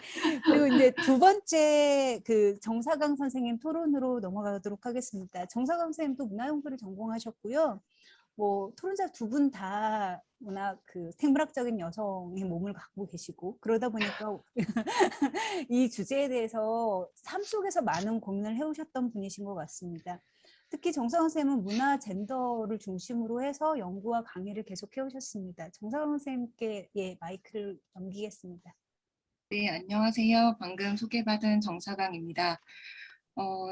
지금 저도 김 선생님 말씀해 주신 것처럼 지금 되게 이게 시일성 있는 주제라는 생각을 하면서 읽었고요. 그리고 굉장히 큰 범위에서 다뤄주셔서 저는 개인적으로 이 글을 읽으면서 지금 초동 돌봄을 중심으로라고 해서 그 포커스를 맞춰주셨지만 이 범주로서는 굉장히 다양한 측면에서 문제의식들 아니면 생각들을 좀 해볼 수 있었습니다. 사실 여기에서 선생님께서 말씀해 주신 문제들에는 뭐 노동의 개념도 들어가 있는 것 같고요. 아주 공사분립도 시작해서 노동의 개념들 아니면 지금 코로나의 젠더, 그러니까 페미니즘의 문제도 안에 들어가 있는 것 같고 팬데믹 이후의 학교 그리고 커뮤니케이션 이런 차원들이 다 이 안에 녹아져 있는 것 같아서 여러 가지 생각들, 문제, 좀 질문들을 던지면서 읽을 수 있어서 매우 감사히 읽은 논문이었습니다. 여기에서 이제 몇 가지 들었던 궁금증 그리고 또 제가 좀 더 확장해서 돌봄의 개념이라던가 팬데믹 상황과 관련해서 조금 더 들었던 생각들을 이제 공유 드리면서 또 한편으로는 선생님께 이런 궁금증들을 질문을 드리면서 이제 말씀을 드려보면 여기에서는 이 논문에서는 자체는 이제 돌봄이 무엇인지에 대한 논의에서부터 시작을 해가지고 팬데믹 이후에 이제 돌봄 상황이 일어난 변화들 그리고 공적 돌봄 체계 붕괴가 되면서 그러면서 이제 자원에 따라 제가 약간 포커스를 맞춰서 읽었던 부분들은 불평등하다는 것과 젠더화되었다는 측면에 저는 조금 포커스를 맞추면서 읽게 되었었는데요. 그래서 그런 것들을 양상들을 짚어주고 계시다는 측면과 그리고 저는 개인적으로는 인상 깊게 읽었던 부분 그리고 선생님께서 짚어주셨다고 생각이 들었던 게 학교에 관한 부분이었는데 특히 이제 한국적인 특수성이 이 팬데믹 이후의 상황에서 학교와 관련해 가지고 학교라는 의미가 한국 사회에서 무엇인가와 관련해 가지고 언급해 주신 부분은 저는 굉장히 인상적으로 읽었습니다. 특히 이제 그런 거죠. 이게 팬데믹 상황에서 어느 학교부터 오픈을 할 것인가 어디부터 1층 어떻게 개방을 하고 어떻게 아이들을 먼저 등교시킬 것인가라고 했을 때 한국 같은 경우에는 고3인 거죠. 그 입시를 치러야 하는 그리고 그러니까 학교라는 공간이 사회성이나 이런 문제들보다는 일단 학습을 하는 그러니까 정보, 지식을 습득하는 게 가장 최우선적으로 한국에서 인식한 학교라는 공간이라는 저는 그 점이 조금 중요하다는 생각을 하면서 읽었던 부분들이었고요. 그리고 사실 여기에서 지금 학교와 관련해서 선생님께 논의해 주신 문제는 저는 비단 초등학교만의 문제는 아니라는 생각은 듭니다. 그리고 초등학교 저학년에서 굉장히 중요하게 사회화라던가 관계성을 메우는 측면들이 있지만 대학교에서도 그 온라인 비대면 그 학습을 계속 하다 보면 그 학교라는 공간이 분명히 대학이라는 공간이 가지는 어떤 사회적인 차원이라던가 커뮤니케이션에서의 그런 소통 공간으로서 의미가 있는데 그런 부분들도 지금 굉장히 어렵다고 생각이 들거든요. 그래서 선생님께 주시는 성찰, 그 통찰들은 전 부분에서 확대가 될 수 있을 것 같은데 그런데 이제 제가 조금 더 앞에 지금 이 논문에 처음 들어갈 때 젠더화되어 있다라고 첫 번째 문단에서 이제 이 팬데믹의 피해가 젠더화되어 있다라는 말씀을 해주세요. 그리고 돌봄과 관련해서도 분명히 젠더와 관련한 문제들을 말씀해 주시고 계신데 거기에 조금 포커스를 맞춰서 먼저 조금 말씀을 드리면 이 성별화의 문제를 더 이야기할 수 있지 않을까라는 생각들이 들었습니다. 왜냐하면 사실상 돌봄 노동에서 성별화라고 하는 거 그리고 학교 교육에서의 성별화라고 하는 건 젠더화라고 하는 게 돌봄의 개념 자체랑 저는 좀 더 연관이 되어 있다는 생각들이 들어서요. 그러니까 가령 어머니가 분명히 팬데믹 이후에 여성의 가사 노동 비율이 엄청나게 증가를 했고요. 여성들이 노동을 하거나 경력 단절이 훨씬 더 많이 일어나고 있고 노동을 하는 데서도 어려움을 많이 겪고 있는 게 사실인데 그런데 가령 반대 또 다른 측면 생각을 해봤을 때는 여성들의 경우에 그러니까 학교의 경우에 결국 그 긴급 돌봄으로 투입되는 교사들 그리고 초등학교로 내려갈 저학년 그리고 더 어린 연령대로 내려갈수록 결국 그 공적이라고 말할 수 있는 그 환경에서의 돌봄은 누가 담당을 하고 있냐? 그럼 그것도 결국 또 여성들이 담당을 하고 있다는 생각을 해볼 수가 있어서 이게 공적인지 사적인지 영역을 약간 더 넘어서서 교육 환경 자체도 젠더화되어 있고 그러니까 이게 예를 들면 저희가 보통 이야기할 때 조금 더 아주 거친 방식이긴 합니다만 고등교육으로 갈수록 남성의 비율이 높아지고요. 더 예를 들면 초등학생 아니면 더 저학년, 유치원 이런 보육교사로 가서 여성의 비율이 높아지는 것도 한번 고려 대상이 아닌가. 결국 또 우리가 저희가 가사노동 성별화 이야기할 때도 마찬가지지만 내가 일을 하기 위해서 다른 여성의 노동들을 다시 또 소환을 하게 되고 그런 구조의 측면에 구조 자체가 젠더화된 측면의 문제는 없는가. 그러니까 여기서 젠더화라는 말씀을 해주셔서 그런 것들도 생각을 해볼 수가 있지 않을까 생각이 들었고요. 그래서 이 돌봄이라는 장 자체에 굉장히 많은 교차점들이 존재하고 있는데 그 부분들이 조금 이게 좀 더 확장될 수 있는 부분들이 아닌가라는 생각들이 들었습니다. 그리고 또 하나는 그래서 이게 결국은 조금 더 이게 나아가면 재생산 노동 자체가 이제 근대에서 굉장히 중요했던 건데 공사부린 남성들이 공적 영역에서 노동 그리고 여성들은 재생산 노동 그리고 저임금 노동으로 이중적 노동으로 이렇게 착취가 되게 되는데 이 가운데서 공공 정책 부분, 행정 부분에도 여전히 그 브래드 기버는 남자고 케어 기버는 여성이고 이 강고한 그 행정 차원에서도 이게 여전히 존재하고 있는데 그 부분도 조금 지적해 주시면 이게 논의가 확장될 수 있지 않을까 그런 생각들을 잠깐 또 해봤고요. 또 하나는 이제 돌봄과 관련돼서는 여기에서는 뭐 연구자들께서 분명히 이게 초등 돌봄 중심으로라고 말씀들을 해주시고 계십니다만 그래도 이 돌봄이라는 개념이 조금 더 폭넓은 의미에서 좀 더 확장되거나 윤리적 성찰이 포함된 차원에서 논의가 될 수 있지 않을까. 그래서 가령 이 뭔가 저희가 돌봄이라고 하는 게 굉장히 많이 평생 앞에 이론적 부분에서 말씀해 주셨지만 평생 누구나 태어났을 때 어린 시절뿐만 아니라 전생에 걸쳐서 돌봄을 받기도 하고 돌봄을 제공하기도 하는 그게 늘 교차하면서 지내게 되는데 보통은 저희가 돌봄과 관련해서는 이게 굉장히 의존한다는 개념이 부정적으로 사용되는 것과 마찬가지로 돌봄에 대해서는 충분히 사회적 논의가 되지 않고 있는 부분들이 있어서 돌봄 수혜자랑 돌봄 제공자가 분리되어 있는 구조. 그러니까 과거에는 남성들이 무임승차를 주로 하는 그러니까 이런 가부장제 하에서 그랬을 때 최근에는 시장으로 넘어가면서는 이제 이주 노동자나 여성이라던가 아니면 아까 말씀해 주셨던 그런 부분들까지도 조금 더 이야기들이 될 수 있지 않을까라는 생각들이 들었고요. 그래서 여기에서 조금 정리를 하면 이 팬데믹 상황 같은 경우에 지금 우리한테는 굉장히 어렵고 힘든 상황이면서 새로운 지점들의 어떤 비가시화되어 있었던 그리고 새로운 지점들 아니면 비가시화됐던 것들을 조금 드러내주는 부분들이 있는 것 같습니다. 그래서 어떤 새로운 소설과 고민들이 요구하고 있는 것 같고 이 연구를 통해서도 저는 그런 지점들을 많이 읽을 수 있고 많이 배울 수 있었는데요. 그래서 여기서 돌봄의 문제와 관련해서는 이제 지금 여기에서 말씀드린 학교 아니면 또 의료 환경 그리고 아니면 사회 구성 개개인들의 의리까지 좀 다각도의 논의가 필요한 부분들인 것 같고 특히 이제 아까도 말씀드렸지만 성별화된 돌봄 노동의 문제가 굉장히 중요하지 않을까. 그러니까 여기서 말씀해 주신 피해가 젠더화되고 있다는 부분 그래서 이거를 어떻게 또 행정적인 부분에도 이게 어떻게 연결이 되는지 이런 논의들을 조금 더 선생님들께서 어떻게 이 부분들을 생각을 하시는지 그러니까 행정적인 것들도 이미 젠더화되어 있다는 것들 그리고 또 한편으로는 돌봄 수혜자의 어떤 목소리들이 간과되지 않아야 된다는 점이 굉장히 중요하다는 부분에 전적으로 동의를 하면서 한편으로는 수혜자와 돌봄 제공자가 분리되어 있는 현실 그리고 이게 전생에 걸쳐서 일어나는 일들이라는 것과 관련해가지고 조금 더 어떤 논의들이 가능할지 그리고 저는 이제 읽으면서 마지막에 그런 부분이 그럼 이거 정말 어떻게 가능할까 원격 수업 이제 굉장히 문제도 많을 수 있고 오늘날 돌봄 공백들도 계속 발생을 하고 있고 그리고 이 전체적인 상황들이 다 젠더화되는 부분들이 굉장히 취약성이 노출되고 어떻게 그런 부분들이 분명히 있는데 그럼 어떻게 해결을 할 수 있을까 이런 질문들이 들으면서 이제 제 토론을 마치도록 하겠습니다. 감사합니다. 예, 감사합니다. 예, 그 전반적으로 지금 발표 논문에서 제기하시는 문제들과 현상들이 좀 더 한국 사회 전체의 젠더화된 구조하고 어떻게 결합되어 있는지를 중심으로 해서 좀 더 논의를 확장하면 어떨지에 대한 코멘트로 이해를 했습니다. 제가 사회자이기도 한데 이 주제에 대해서 같이 토론하는 임무를 부여받아서 저도 짤막하게 하나 준비를 해서 저까지 마저 말씀드리고 이거에 대한 선생님들의 발표자 선생님들의 답변을 듣도록 하겠습니다. 너무 큰 얘기 드려서 답변 준비하시기 힘드시겠습니다. 일단 죄송해요.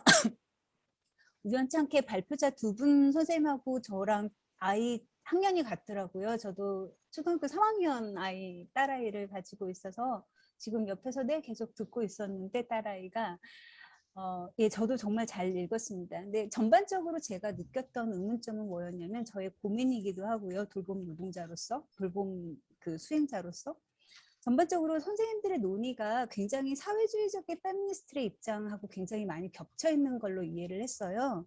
그러니까 요약하면 성별화된, 즉 여성들이 집에서 가정의 영역에서 보상 없는 무급 노동을 하는 돌봄의 문제, 이게 문제고, 이거 대한 대안으로 국가가 돌봄을 담당을 함으로 해서 여성의 경력 단절이 해소가 되어야 된다. 즉 그 사회주의 페미니스트대에서 강조했던 무급 노동에 대한 그 가치 인정과 더불어 여성을 어떻게 돌봄과 가정에서 해방시킬 것인가. 그러니까 전반적인 그러한 논의의 기본 틀이 이거하고 굉장히 많이 겹쳐 있다라는 느낌이 들어서 이러한 틀을 받아들이는 게 과연 선생님들이 주장하시는 돌봄 가치를 인정하는 행위인가에 대한 의문이 들었어요. 그러니까 여전히 이 돌봄이라는 행위는 누구에게 떠넘겨야 되는 징후로 생각하는 건 아닌가? 물론 굉장히 힘든 일이긴 하지만 우리가 이걸 피할 수 있는 거라고 생각을 할 수 있는 건가?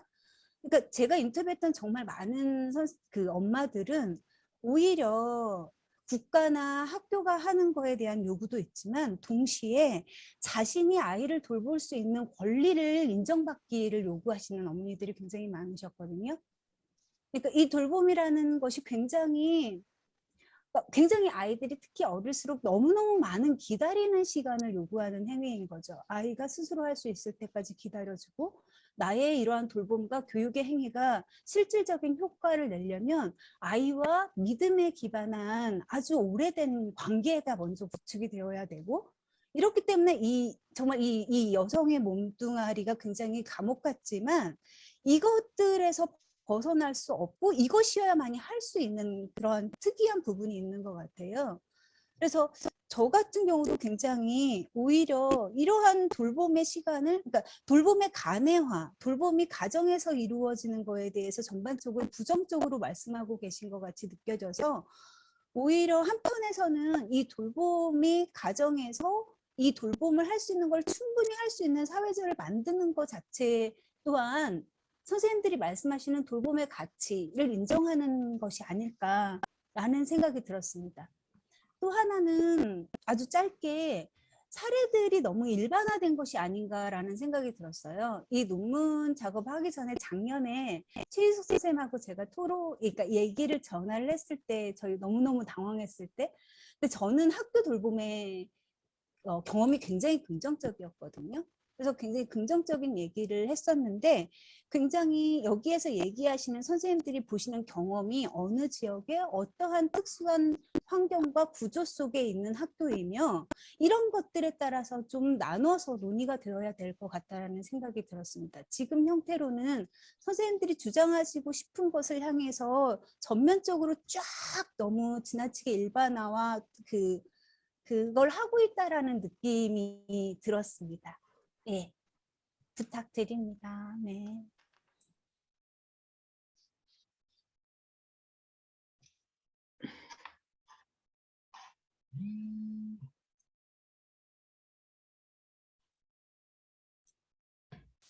최희수 아, 선생님 목소리가 네, 제가 먼저 말씀을 드릴게요. 제가 이렇게 답변을 드리면서, 질문을 들으면서 딱 들은 첫 번째 생각은, 제가 황소연 선생님을 보시기에 너무 잘했다라는 생각이 1차적으로 좀 들었고요. 이제 잘 들리시죠?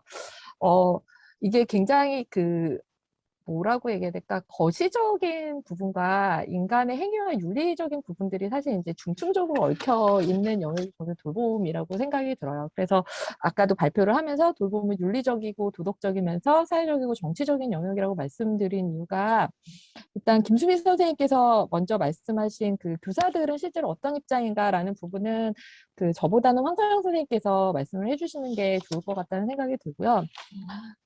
정상훈 선생님께서 뭐 다른 질문들에 대해서 황 박사님이, 황 선생님이 또 해주실 말씀들이 굉장히 많을 것 같은데, 일단 팬데믹의 피해가 젠더화되어 있고 이건 전 사회적인 영역으로 다 확장시켜야 된다라는 부분에 대해서 저 전적으로 동의를 합니다. 근데 저희가 젠더화된 돌봄이라는 부분들, 이렇게 돌봄이 관계적이기 때문에 돌봄 수혜의 측면도 봐야 되고 돌봄 수행의 측면도 봐야 하는데, 저희가 사실 돌봄 수행의 측면들을 많이 안 한 이유 중에 하나는 주최 측의 요구가 있었어요. 저는 원래 돌봄 수행의 측면의 불평등을 쓰고 싶었는데 제가 받은 그 주제가 아동 돌봄이었어요. 그러니까 아동 돌봄에 좀 많이 맞춰달라라는 그 처음에 이제 얘기들이 조금 모르겠어요. 커뮤니케이션 과정에서 제가 그렇게 이해한 건지 모르겠지만 그 부분이 있고요. 두 번째는 이제 돌봄 수행의 불평등은 사실은 여러 자료들에서 많이 언급이 된 측면들이 좀 있어요. 그리고 이거는 어떻게 보면은 커뮤니케이션 학계의 책임 방기일 수도 있는데 저는 돌봄은 굉장히 커뮤니케이션적인 행위라고 생각이 들거든요. 굉장히 육체적이면서 정서적이면서 또 언어적이고 비언어적인 행위인데 저희가 그동안 돌봄의 문제에 대해서 사실 일부 연구자들을 제외하고는 거의 관심이 없었던 부분들이 좀 있었던지라 어떻게 보면 이번 이런 그 세미나를 계기로 조금 더 이제 그 어떤 돌봄의 젠더와 그리고 교육도 사실 굉장히 커뮤니케이션적인 영역인데 저희가 연구를 안 한 부분들이 사실 좀 크거든요. 그런 부분에서의 어떤 논의 확장 이런 부분들이 좀 있었으면 좋겠다라는 생각이 좀 들고요.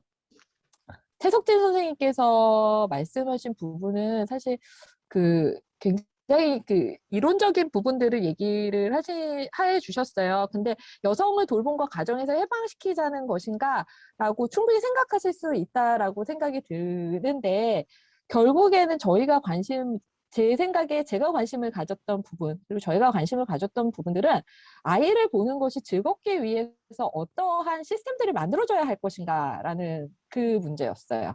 예, 그러니까, 내가 돈이 있던 없던 간에, 내가 장애를 가지건 장애를 가지지 않았던 간에, 그리고 내가 한부모 가정이든 아니던 간에, 내가 맞벌이지만 정말 이렇게 내가 직장을 나간 동안에 누군가 내 아이를 돌봐줄 수 있는 다른 가족이 없는 상황이라면 우리가 어떻게 돌볼 수 있을 것인가라는 그 질문이 있다라는 거죠. 나의 삶의 조건과 관계없이 내 아이를 즐겁게 잘 볼 수 있는 그런 사회적 환경은 무엇일까라는 얘기들을 이제 주로 이제 그것이 가장 중요한 질문이고요. 사실 이 돌봄의 민주주의가 해결되기 위해서는 단순히 그 돌봄자와 이게 계속 사회 시스템의 문제들을 얘기를 할 수밖에 없는 게 공적 노동에서의 어떤 노동 시간의 그런 축소들, 공적 노동에서의 어떤 돌봄의 가치에 대한 인정, 그러니까 아이가 뭐 어떤 일이 일어났을 때 우리는 회사에서 조퇴하고 가는 거에 대해서 굉장히 안 좋게 생각을 하잖아요.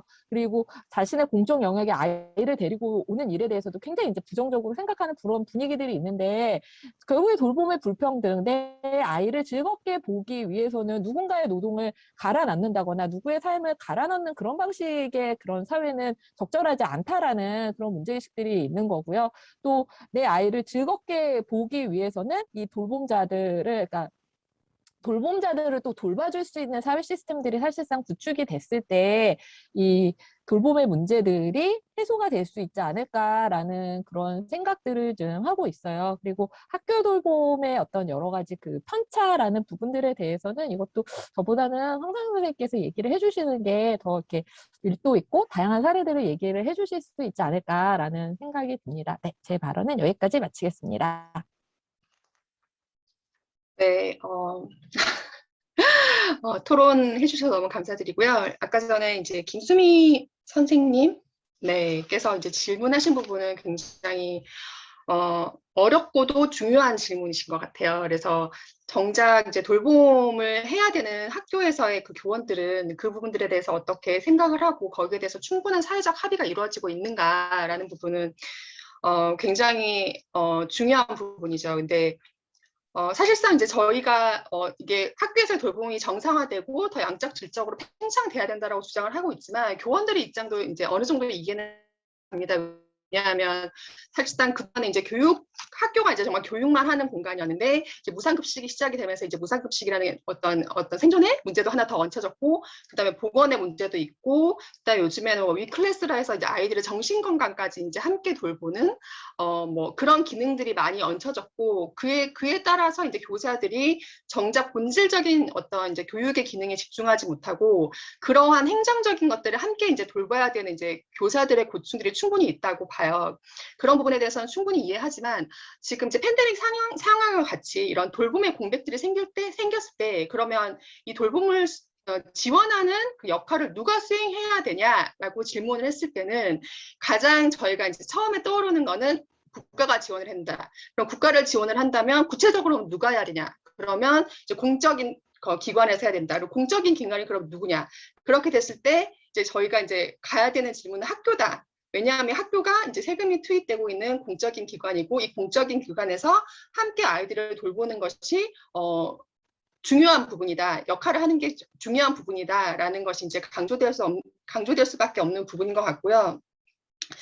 근데 이제 저희가 이제 공적 돌봄 기능이 이제 학교를 통한 공적 돌봄 기능이 분명히 중요하고 이게 확장돼야 된다고 생각하지만 이걸로 인해 가지고 교사들이 이제 뭐 교사의 본연적인 기능을 축소받거나 방해받기는 원하지는 않아요. 그래서 현재 이제 학교 안에는 지금 이제 돌봄을 수행하는 돌봄 교사들이 있고 이 돌봄을 이제 지원하고 있는 많은 자원들이 있습니다. 그래서 근데 사실상 그동안 국가가 학교에서 돌봄을 수행한다라는 어떤 규범적인 명제에는 동의는 하지만 여기에 사실 예산이나 이런 것들이 많이 충분히 확보가 돼서 이루어지고 있지 않고 있어요. 그러다 보니까 굉장히 이제 돌봄 노동자들의 그 근무 환경도 열악하고 그러다 보니까 이제 플러스 아까 전에 말씀드린 것처럼 어떤 법적 기능이 마련되어 있지 않다 보니까 많은 부분들이 사실은 돌봄 노동자들이 수행할 수 있는 부분에도 불구하고 행정적인 역할들이 교사들이 많이 지고 가는 부분들이 있거든요. 이러한 것들이 이제 완화가 됐을 때 돌봄 노동자들도 충분한 이제 좋은 근무 환경에서 근무할 수 있고 플러스 이제 교사들도 이런 행정적인 역할들이 많이 완화되는 어떤 좋은 돌봄 이런 것들이 이제 수행할 수 있는 국가적인 예산이 충분히 뒷받침이 되고 예산을 이제 집행할 수 있는 법적 근거가 충분히 마련이 돼야 된다라는 게 기본적인 입장입니다. 그리고 아까 전에 그 최석진 선생님께서 말씀하신 이제 이게 너무 일반화되지 않은 사례지 않냐라고 이제 질문을 하신 부분도 사실상 저희가 초등학교 돌봄에 대해서 관심 있는 사람들이 모여가지고 이제 논의가 많이 되고 있는 장들이 있어요.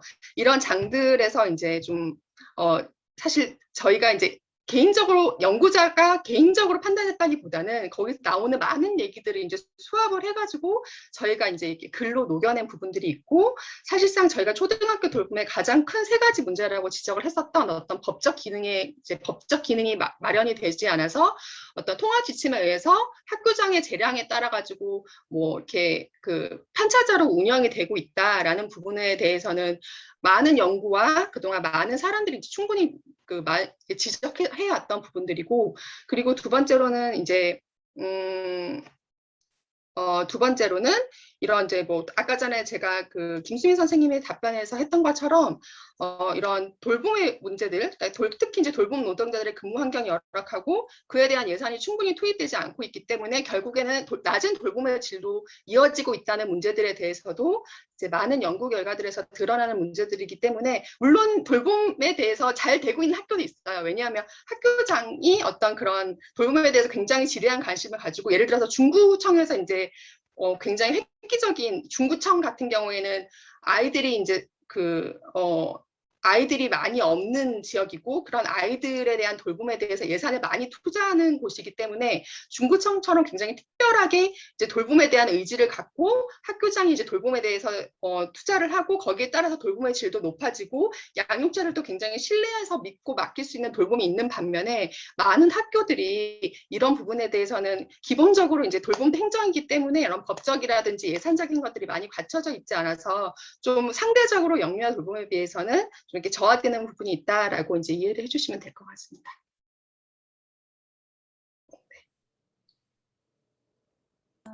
네, 이상입니다. 예, 저의 질문이 너무 공격적으로 들렸다면 죄송합니다. 아닌데요? 아니에요. 그냥 아니고, 약간 네. 그 부연 설명을 하자면 이 지역 돌봄이 따로 있잖아요, 선생님. 네. 선생님, 그러니까 시의회 그런 데에서도 네. 긴급하게 많은 돌봄을 만들었었어요. 그러니까 아까 김수미 선생님께서 네. 말씀하신 것처럼 결국은 교원에 대한 투자 그리고 교원의 질의 문제하고 연결이 되는데 거기는 훨씬 더 많이 열악하거든요. 근데 그거하고 비교해서 학교는 그래도 아이들이 학교 선생님들에 대한 권위는 좀 인정해줘서 그나마 좀 작동하는 면이 있었던 것 같습니다. 그냥 좀 그 부연 설명으로 말씀을 드렸고요. 그러면 이 발표한 거에 대해서 토론자 선생님께서 추가로 질문하실 거나 그런 코멘트 하실 게 있으실까요? 없으신가요? 그러면 일단 청중분들한테 좀 그 마이크를 돌리도록 하겠습니다. 선생님들 그 청중으로 계신 선생님들 계시는데요. 혹시 질문하시거나 코멘트 하실 게 있으시면 자유롭게 뭐 얼굴을 드러내고 말씀해 주셔도 좋고요. 그게 좀 부담스러우시면 채팅창에 올려주시면 제가 대신 읽도록 하겠습니다. 지금 청중이 많지 않아서 네, 시간은 많고 네. 너무 그냥 일사불란하게 진행을 해가지고. 지나갈 수가 없겠구나. 네, 매를 먼저 맞자라는 심정으로 네. 그 지금 황선영 선생님 말씀하신 돌봄 노동자가 누구를 말하는 건가요? 학교 안에서 돌봄을 담당하는 근로자들이 따로 있습니다. 아, 그러니까 그 방과 후 돌봄 교사 말고요. 네, 방과 후 교사 말고 아이들의 돌봄만 이제 전적으로 담당하는 돌봄 교사들이 별도로 있습니다. 아, 그렇구나. 네, 제가 이제 1년을 지나면서, 1년 반이죠. 지나면서 이제 가장 걱정되는 게 제 주변에 이제 그 초등학생들의 삶을 보니까, 핸드폰만 있으면 되는 거예요. 스마트폰만. 그리고 학교 가는 거를 싫어해요. 그러니까 학교 가는 것에 대해서 이제 적응을 한 거죠. 이제 고학년인데 적응한 거고, 우리는 항상 언제 학교가 이게 궁금한데 학교 가는 게 너무 싫대요. 학교 가는 시간이 늘어나는 게 싫고, 그게 뭐를 얘기하냐면 이게 이제 그 아이만의 문제가 아니라 다들 우려하는 것 중에 제가 제일 우려하는 것 중에 하나는 그 사회성이 이제 발달할 경험을 상실한다는 거예요. 그런데 더 중요한 건 아이들이 그 사회적인 관계 맺기에 대한 욕구 자체가 없어진대요.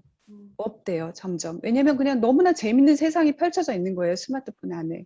그런데 우리가 누군가와 같이 살아간다는 거는 내 욕망을 누르는 것이기도 하고, 그리고 그 다른 사람의 어떤 욕구를 이해하는 측면도 있고, 그 과정에서는 굉장히 많은 갈등들이 있고, 그걸 또 풀어가는 것들을 계속 배우는 것이 사실은 그 사회적 관계 맺기 행위잖아요. 그리고 굉장히 많은 정신적인, 정서적인 비용을 치러야 하는 그런 일인데, 그런 것이 이제 안 해도 되는 거죠.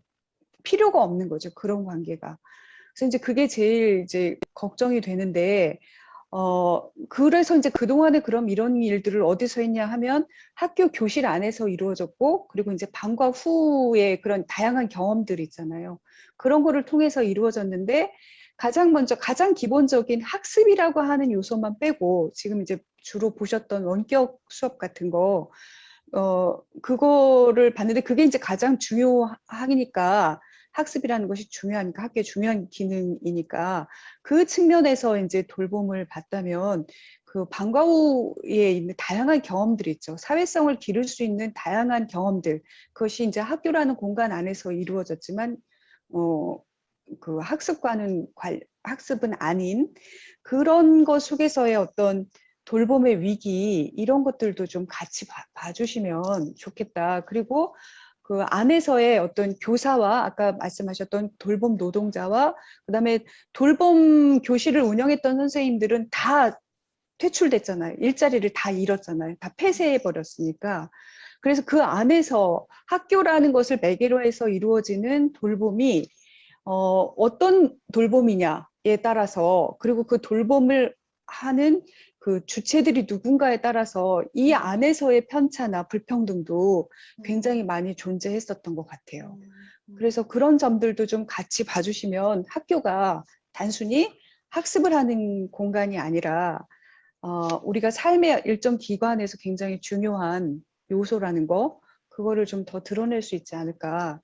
예전에 시사저널에서 1년의 공백이 100년의 빚이라고 얘기를 하더라고요. 그리고 지금 이 시기에 아이들이 경제적으로 그걸 다 분석을 했는데 3% 정도의 낮은 수준의 생활 수준을 유지한대요. 근데 그거는 이제 경제적인 측면에서 예측을 한번 해본 거고, 정서적인 것이라든가 또는 사회적인 거, 이런 거는 이제 그 비용을 애들이 지어야 할, 앞으로 살아가면서 그거는 산출이 어렵다고. 근데 사실 그게 훨씬 더 중요할 것 같거든요.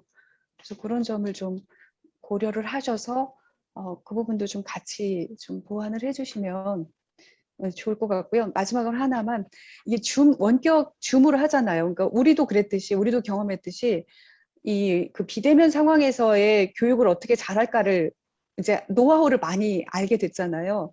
그래서 이제 줌 이런 수업 같은 경우에 사실 학부모들이 선생님을 만나러 가는 건 굉장히 어렵잖아요. 여러 가지 이유들로 시간적인 것도 그렇고. 근데 줌을 통해서 아까 이제 그 개입의 여지가 있다. 선생님이 수업하는 내용을 학부모가 다 봐서 그게 일종의 이제 약간 감시 같은 측면들도 있는데 그런 불만들도 많이 있었는데 또 거꾸로 보면 그런 거를 이용해서 선생님이 봤을 때 좀 부주의하거나 이런 학부모 같은 경우에는 오히려 더 학부모들과 같이 어떤 연대의 장 같은 것도 모색해 볼 수 있지 않을까. 화면으로 이렇게 하고 그러니까 학생 나가고 이렇게 얘기하고 우리 상담하듯이 그런 가능성도 좀 긍정적인 측면도 좀 찾아낼 수 있을 것 같아서 그 부분도 좀 고민해 주시면 좋겠습니다. 네. 네, 선생님 말씀 바로 답변을 드릴까요? 네. 말씀 감사합니다. 이렇게 여러 가지 얘기를 해주셨는데요. 첫 번째는 이제 팬데믹 이후에 아이들의 미디어 의존이 오히려 증가하면서 전체적인 사회성이 떨어지는 문제, 그리고 학교 안에 그 돌봄을 담당하는 주체들 간의 어떤 역학관계의 문제. 세 번째로는 이제 이 원격이라는 상황이 가지고 올 수 있는 새로운 가능성의 문제, 이 세 가지를 말씀을 해주셨는데, 두 번째 문제는 이제 황 박사님이 얘기해 주시는 게 더 좋을 것 같고요. 세 번째 문제에 대한 제 생각을 좀 드리면, 일단 아이들의 미디어 의존 문제는 저는 개인적으로 이건 좀 더 많은 연구들이 필요한 주제라고 생각이 드는데, 일단 개인적으로 팬데믹으로 인해서 확대가 된 거는 맞다라고 저는 생각이 들어요. 근데 이 아이들의 미디어 의존 및 사회성 부족이 팬데믹으로 인해서 이제 더 커진 거는 맞는데, 사실 제가 이제 그러니까 아이 둘을 키우면서 느끼는 건 최근에 와서 이렇게 초등학생의 어떤 미디어 과의존, 또 이제 과몰입뿐만 아니라 영유아들의 과의존, 과몰입들이 사실 굉장히 심각한 문제거든요. 그러니까 근데 영유아들의 과의존, 과몰입이 왜 이렇게 더 해가 갈수록 심해지느냐라는 부분들을 보면 사실 여기에도 이제 돌봄의 위기라는 부분들이 있다라는 거죠. 그러니까 부모들의 어떤 두 가지 정도 이제 요인들이 있을 것 같은데, 부모들의 돌봄 부담들. 왜냐하면 내가 한국 사회가 사실 직장에서 퇴근했다라고 해서 일이 끝나는 사회가 아니잖아요. 그러니까 내가 집에 와서 뭔가 일을 하기 위해서는 아이의 그 돌봄을 미디어에 맡겨야 하는데, 그러다 보니까 미디어에 맡기고 이 관호동의 사회가 결국 미디어 과의존으로 좀 이어지는 그런 경향들이 있고요. 초등학생들 같은 경우는 사실 부모들이 조사해 보시면 경험적으로 아시겠지만 초등학교 아이들 중에 초등학교 1학년 때 핸드폰이 없는 애들은 거의 없거든요. 그러니까 거의 손으로 꼽습니다. 그러니까 그거 왜 그러냐면 유치원 때까지는 사실 핸드폰이 있을 필요가 별로 없어요.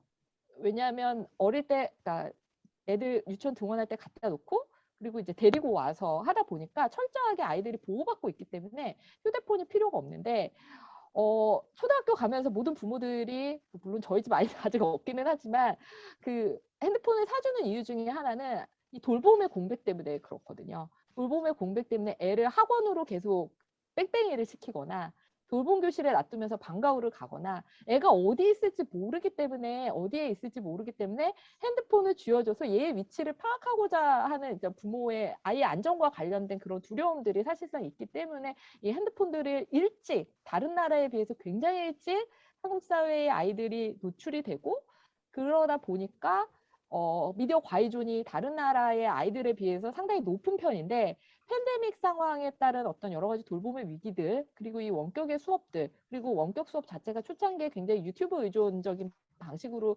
가면서 그 유튜브 보다가 다른 거 보고 이런 식으로 이렇게 커져가다 보니까 아이들의 미디어 과의존은 굉장히 심각해질 수밖에 없는 지금 상황인 것 같고요. 결국에 저는 미디어의 이 과의존 문제는 미디어를 넘어서서 해결을 해야 한다라고 개인적으로는 생각을 합니다. 그러니까 아이들의 미디어를 넘어서서 다양한 세상이 있다라는 것들을 좀 경험해줄 기회들이 좀 학교 내에서 많이 있어야 될 것 같고요. 개인적으로 생각을 하기에는 아이들의 미디어 리터러시만을 지금 많이 생각을 하는데, 아이들의 미디어 리터러시 능력은 결국엔 부모의 미디어 리터러시 능력이고, 아이들의 미디어 가해전은 결국 부모의 미디어 가해전과 연결이 되어 있어서 부모를 대상으로 한 어떤 미디어 리터러시, 디지털 리터러시에 어떻게 개입할 것인가라는 부분들은 아이들의 사회성을 넓히는 측면에서 굉장히 좀 중요한 부분이지 않을까. 그리고 미디어 없이 한번 좀 살아봤을 때 우리의 관계와 돌봄이 좀 어떻게 달라질까라는 부분들에 대한 모색들이 좀 필요하다라고 생각이 듭니다. 그리고 원격 줌을 이용한 학부모들 간의 연대라든가 원격 줌을 이용한 교사와 학생 간의 교사와 부모 간의 관계 개선의 부분 같은 경우는 뭐 연구자 선생님들 다 느끼시겠지만 결국 기술이라는 거는 그게 놓인 맥락과 그것을 활용하는 사람에 따라서 굉장히 다른 양상과 다른 가능성의 공간들이 펼쳐지는데, 저희 원고에서 말씀드렸던 울산의 그 속옷 빨래 교사 같은 경우는 아이들의 과제를 봐주는 과정에서 이 교사의 성인지 감수성이 문제가 있다라고 판단이 들어서 거기에 개입을 하면서 사실상 학교에서의 어떤 잘못된 행태들을 좀 모니터링한 그런 사례라고 말씀을 드릴 수 있고요. 그 외에 다른 방식으로 학부모와 교사가 어떻게 관계 매듭을 미디어를 매개로 해서 늘어날 것인가라는 부분보다는 결국에는 전화로 많이 해결을 하셨던 것 같아요. 전화로 아이들의 문제를 상의를 하시고, 또 부모님들도 물론 케이스 바이 케이스인데 전화에 대한 부분들을 또 많이 의존하셨던 것 같기는 하거든요. 근데 최근에 학부모 연수나 이런 부분들은 좀 줌으로 많이 이루어지고 있기는 한데, 또 그게 결국에는 어느 정도의 의지를 가지고 이 공간을 통해서 무엇을 하겠다라는 그 목표 의식이나 문제 의식이 어느 정도 있느냐에 따라서 또 달라지는 부분들이 좀 있는 것 같습니다. 네, 저는 여기까지 일단 말씀드리겠습니다. 네.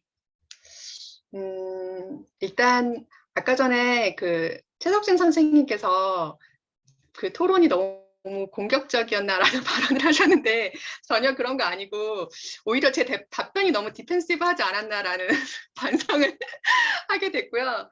지금 제가 디펜시브한 게 아니라 사실 제가 지금 많이 긴장 상태에 있어가지고 말을 이렇게 딱딱하게 나오다 보니까 그렇게 들렸을 것 같아요. 제가 언론 정보 학회라는 학회도 처음이고 이렇게 선생님들이 다 처음이고 이렇게 제가 낯선 공간 안에 지금 우주인처럼 이렇게 딱 떨어져 있어가지고 제가 이렇게 지금 불안도와 긴장도가 굉장히 높은 상태에서 이제 말을 막 하다 보니까 말도 빨라지고 이렇게 좀 이렇게 딱딱하게 나오고 있는데 전혀 그렇지 않다는 거에 대해 가지고 말씀을 드리고 싶고요. 아까 전에 그 박상희 선생님께서 이제 그러니까 그 조금 더 이제 추가가 됐으면 좋겠다라는 부분이 이제 학교 내에서의 어떤 돌봄 노동자들의 어떤 같은 돌봄 노동자들이지만 불평등한 상황이 벌어지고 있다. 이런 부분들에 대해서도 추가적으로 충분히 고려가 되지 않았냐라는 이제 지적을 해주셨는데 너무나 타당한 지적이시고요. 사실상 학교 안에서의 이제 돌봄 노동자라고 하면 저는 이제 크게 교사, 그리고 이제 돌봄을 전담하는 돌봄 교사, 그리고 방과후 교사 이렇게 세 부류가 다 저는 사실 아이들의 돌봄과 전적으로 연관이 돼 있는 돌봄 노동자라고 생각을 해요. 그러니까 뭐 돌봄에 대한 많은 정의가 있겠지만 사실상 어떤 이렇게 보면 교육이라는 것도 사실 돌봄에 이렇게 어떻게 보면 하위 항목이기 때문에 저는 교사도 어떤 교육 부분을 더 이제 담당하는 돌봄 노동자라는 생각이 들고, 이런 돌봄 노동자들이 사실 아이들의 돌봄을 위해서 굉장히 중요한데 사실상 학교라는 기능이 처음부터 이제 교육이라는 기능으로 출발을 하다 보니까 아무래도 상대적으로 지금 있는 이제 돌봄 담당 교사거나 아니면 방과후 교사 같은 경우에는 기존에 있는 교사들보다는 어떤 근로 안정성이 좀 떨어지는 게 사실이에요. 대부분의 이제 시간제나 아니면 계약직으로 고용이 되고 있고, 그 다음에 이제 연봉도 열악한 상황이고, 그리고 이제 1인당 담당해야 될 아동 수도 굉장히 많고, 그러다 보니까 이제 사실상 돌봄 이제 돌봄 담당하는 교사들의 질이라는 명제가 사실상 굉장히 맞는 얘기고, 이게 어떻게 보면 보편화된 명제 같은 건데, 사실상 현재 교사들보다는 돌봄 노동자들이나 아니면 방과후 교사의 처우가 상대적으로 굉장히 열악한 부분이 있고, 이제 코로나 이후에는 그런 것들이 더 극단적으로 드러난 양상들이 있어요. 이제 아까 전에 박상희 선생님이 지적했듯이 방과후 같은 경우에는 이제 교사들 같은 경우에는 계속적으로 어떤 일을 수행을 하고 있고 급여도 나오는 상태이고 행정적인 지원들이 다 이루어진 상태지만 방과후 교사 같은 경우는 워낙 이제 그 계약 노동자이고 처우가 이제 열악하다 보니까 이제 그런 급여들이 끊기고 어려움에 몰린 이런 상황들이 이제 분명히 발생을 했기 때문에 향후에는 이제 이 교사들의 어떤 돌봄 노동자로서의 어떤 처우 개선도 굉장히 중요하지만 이런 돌봄 노동자, 다른 돌봄 노동자, 돌봄 교사와 그리고 방과후 교사의 어떤 처우 개선 문제도 굉장히 중요한 문제, 근로 안정성과 처우 개선, 그리고 1인당 아동수를 줄이는 문제, 이런 부분들이 굉장히 중요한 부분이라는 생각이 들고 이런 부분들을 같이 이번 논문에 녹여낸다면 더 좋은 논문으로 이제 발전하겠다는 생각이 들고요. 그리고 추가적으로 아까 전에 그 최석준 선생님께서 지역사회 돌봄의 중요성에 대해서 잠깐 언급해 주신 것 같아요. 저는 그 의견을 굉장히 전적으로 동의하고 저도 이제 지방행정을 전공을 하고 지역 돌봄 공동체를 가지고 논문을 쓴 이제 연구자인데 사실상 지역사회 돌봄은 굉장히 중요한 부분이고 저는 이제 사회적 돌봄이라는 궁극적으로 지역사회 돌봄과 학교안 돌봄이 같이 이루어졌을 때 어떻게 보면 사회적 돌봄 체계가 완성된다는 생각이 들거든요. 근데 그 기능과 역할은 조금씩 다른 것 같아요. 그러니까 학교와 같은 경우에는 이제 아이들이 학교라는 공간이 굉장히 익숙하고 어떤 공적 기관이라는 어떤 신뢰성 이런 부분들이 있기 때문에 그런 부분들을 굉장히 장점을 가지고 있는 반면에 단점은 학교라는 것이 아직까지 돌봄을 위한 공간은 아니기 때문에 어떤 인프라들이란 이런 것들이 대부분 돌봄 치자적이지는 않아요. 그래서 이런 부분들의 단점이 있는 것 같고 지역사회 돌봄 같은 경우에는 대부분 아이들이 살고 있는 근거리에서 아이들이 편하게 생각하는 이제 집 주변의 환경에서 구축이 되고 있기 때문에 학교안 돌봄에서 하지 못하는 약간 아동 친화적인 돌봄이 가능한 그런 기능을 갖고 있다는 생각이 들거든요. 근데 그동안 이제 지역사회 돌봄이라는 거는 이제 막 출발한 단계이기 때문에 학교안 돌봄보다는 아직까지 인프라가 많이 깔려져 있는 상태가 아니고 그런 이제 돌봄 자원들이 이제 충분한 상태는 아니기 때문에 아직까지는 좀 이런 사회적인 편차가 많이 발생되고 있기 때문에 어느 정도 인프라가 깔려져 있는 학교안 돌봄을 좀 더 개선을 하고 지역사회 돌봄도 함께 개선이 됐을 때 더 좋은 돌봄이 이루어질 수 있다라는 이제 생각이 들어서 이제 최석준 선생님께서 아까 지역사회 돌봄 말씀을 하셔서 잠깐 더 얹어보았습니다. 이상입니다. 네. 감사합니다. 다른 네. 청중 선생님들 혹시 질문 없으실까요? 선생님 저기 그 예. 청중 선생님들 질문에 앞서서 예. 그 한 가지만 좀 말씀을 드리면 저희가 교육과 돌봄이 좀 분리되지 않은 부분에 대해서 이렇게 그 얘기를 어제 꼭 드리고 싶다라는 생각을 했어요. 그러니까 사실 이렇게 그 돌봄이 있을 때 얼마만큼 잘 돌봐줬느냐에 따라서 사실 아이들이 받는 교육의 질이 달라지거든요. 근데 그게 이제 말로만 하면 딱 안 들어오는데 우리가 1:1 과외가 왜 비싼가를 한번 생각을 해보면 딱 들어오지 않을까라는 생각이 들어요. 1:1 과외가 1:8의 뭐 학원이라든가 뭐 단과 학원보다 비싼 이유는 나의 아이에 대해서 그만큼 신경을 써주고 나의 아이를 잘 챙겨주고 뭐 정서적으로든 어떻게든 서포트 해가면서 과외를 하기 때문에 나의 아이에게 최적화된 과외가 이루어지기 때문에 사실상 그 가격이 더 비싸고 더 양질의 수업이다라고 얘기를 하는 거잖아요. 그와 마찬가지로 학교 안에서가 교육이 이루어지는 어떤 현장에서든 이게 비단 초등학교뿐만이 아니라 대학에서도 마찬가지로 어떻게 소위 말하는 교육의 수혜자들이라고 불리는 사람들이 역시 돌봄의 수혜자이고 이들에게 어떻게 정서적으로 다가가고 이들과 어떻게 상호소통하고 상호관계성을 맺는가의 부분들이 결국은 이들이 수행하게 되는 어떤 교육의 질들이라는 것들을 다르게 하는 부분이기 때문에 돌봄이 배제된 교육이라는 것은 결국 한계가 있을 수밖에 없다라는 그 얘기는 첨언해서 드리고 싶습니다. 예, 황선영 선생님이 진짜 이렇게, 예, 여기 뜬금없이 온 것 같은 느낌이 드실 것 같은데 저희는 덕분에 많이 배우고 있습니다. 그리고 긴장하고 그런 건 잘 안 느껴졌고요. 여기 이희연 선생님 질문해 주시죠.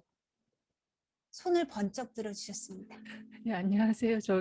그 화면은 제가 켤 수 없는 상황이어서 목소리로만 말씀을 좀 드리고 싶은데요. 너무 재밌게 잘 들었는데 제가 좀 맥락이 다른가 싶어서 질문을 안 하려다가 지금 이제 방금 최희숙 선생님께서 얘기해 주시는 걸 듣고 한번 여쭤보고 싶었던 게 있어서요.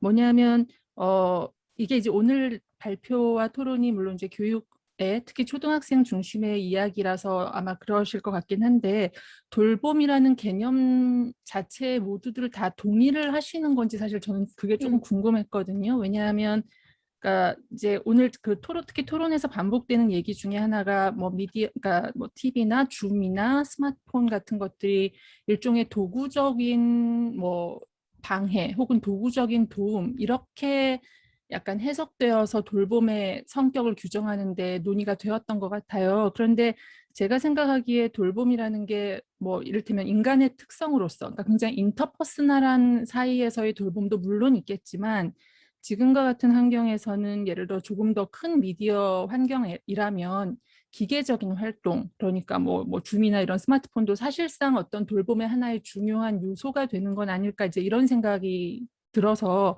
좀 그게 궁금했고요. 제가 잘 모르지만 간호학 같은 데서 이제 돌봄에 대한 연구를 많이 하는 것으로 알고 있는데 그런 데서는 이제 돌봄 같은 경우에 예를 들어 뭐 약물이나 그런 의료기구, 그러니까 의학적인 개입, 그러니까 간호사의 노동뿐만 아니라 의학적인 개입 자체도 돌봄의 하나의 개념으로 보는, 그러니까 하나의 요소, 하나의 측면으로 본다고 어디선가 좀 읽은 것 같거든요. 그래서 혹시 발표자 선생님이나 또 토론자 선생님들께서 돌봄이라는 그 의미의 층위에 대해서는 모두 동의를 하고 계신 건지, 특히 교육이나 이런 측면에 있어서요. 그게 좀 궁금해서 그 얘기를 좀 들려주셨으면 합니다. 네, 이상입니다. 예, 그 연결해가지고 하나 저도 질문을 드리고 싶은 게 아니 뭐 논문 자체에 대한 질문이라기보다요 같이 연결해서 생각을 했으면 하는 게 하나가 있어서요. 그러니까 흔히 결국은 이제 해결책으로 제시되는 테크놀로지에 대한 건데요. 그러니까 돌봄의 부재, 아까 여러 가지 요인을 위해서 돌봄을 할 수 있는 사람들이 부재하는 공간에 대신 들어가는 게 CCTV인데 이거하고 연결해서 돌봄의 개념에 대해서 한번 생각해 볼 수 있을 것 같아요. 그러니까 가장 최근에 제가 플랫폼 노동을 연구하는 사람이어가지고 케어닷컴, 그러니까 앞에는 그 교육기관에서의 돌봄 노동자 그리고 지역사회도 했지만 정말 많은 돌봄 노동자들이 집안에서 이제 고용이 되잖아요. 물론 엄마나 부모가 부재할 경우에 아까 얘기했던 뭐 직장 생활을 나가야 되고 그리고 미국 같은 경우에도 케어닷컴이나 그런 거에 대한 연구를 제가 들은 적이 있는데 부모들이 완전히 집에서 재택을 하더라도 재택에서 일을 할 수가 없으니까 이 베이비시터들을 연장해가지고 구하는데 일단 집에 다 CCTV를 설치를 하고 그리고 이제 코로나 상황이니까 고용을 할 때 그 케어닷컴 같은 데에서 요구하는 게 이제 백신이나 아니면 자기 이제 그러니까 바이오에 대한 생체 정보까지를 다 요구해서 입력을 하게 되어 있는 거예요. 그러니까 엄청난 정보를 제공해야지 케어닷컴에 들어갈 수가 있고 그러니까 일상적으로 집안의 영역에서 고용했던 그 돌봄 노동자들이 노출되어져 있는 취약성이 굉장히 강화되고 있다는 것을 얘기했고 또 한편으로 뭐냐면 굉장히 핵심적이고 필수적이지만 기본적으로 불신을 기반으로 한 관계 형성이라는 것을 지적을 하더라고요. 그러니까 제가 인터뷰했던 엄마들 같은 경우에도 여기 학교에서 애들이 줌 집중 안 하고 게임하거나 TV를 보니까 직장에서 이 모든 미디어 기기에 유튜브를 접근할 수 있는 것을 다 차단하고 애가 줌 수업에 참여하는 거기에 카메라를 달아서 직장에서 그 카메라로 애가 줌에 참여하고 있는지를 감시하는 거예요. 그러거나 돌봄 노동자를 고용할 경우에는 집에 CCTV를 한다거나 아니면 학교 같은 경우에도 계속 이렇게 실패하는 돌봄에 대한 대책으로 CCTV가 계속 얘기되잖아요. 그러니까 굉장히 끊임없이 서로 감시하고 불신하는 이러한 관계를 만드는 것이 과연 관계의 기본이라고 얘기하는 우리가 돌봄을 하는 거에 적합한 것인가? 굉장히 조심스럽게 해야 되는 거인 거죠. 왜냐하면 이러한 돌봄이 교육하고 연결이 된다면 이런 것들이 효과가 되는 것은 우리가 무엇을 가르치려고 하는 거지? 어떠한 공동체와 어떠한 관계를 만들려고 가르치려고 하는 거지? 그런 거에 대한 고민이 좀 들었습니다. 예. 굉장히 어려운 질문 중에 하나이고요.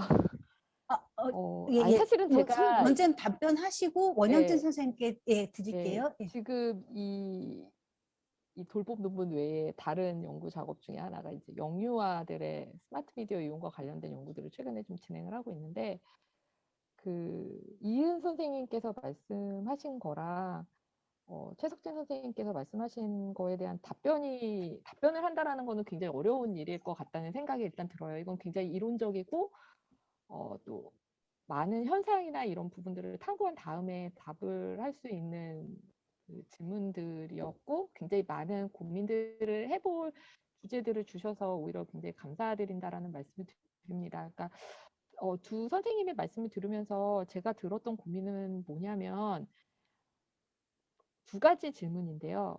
미디어가 과연 돌봄을 대체할 수 있을까라는 제가 이 작업을 할 때 최초로 들었던 질문이고요.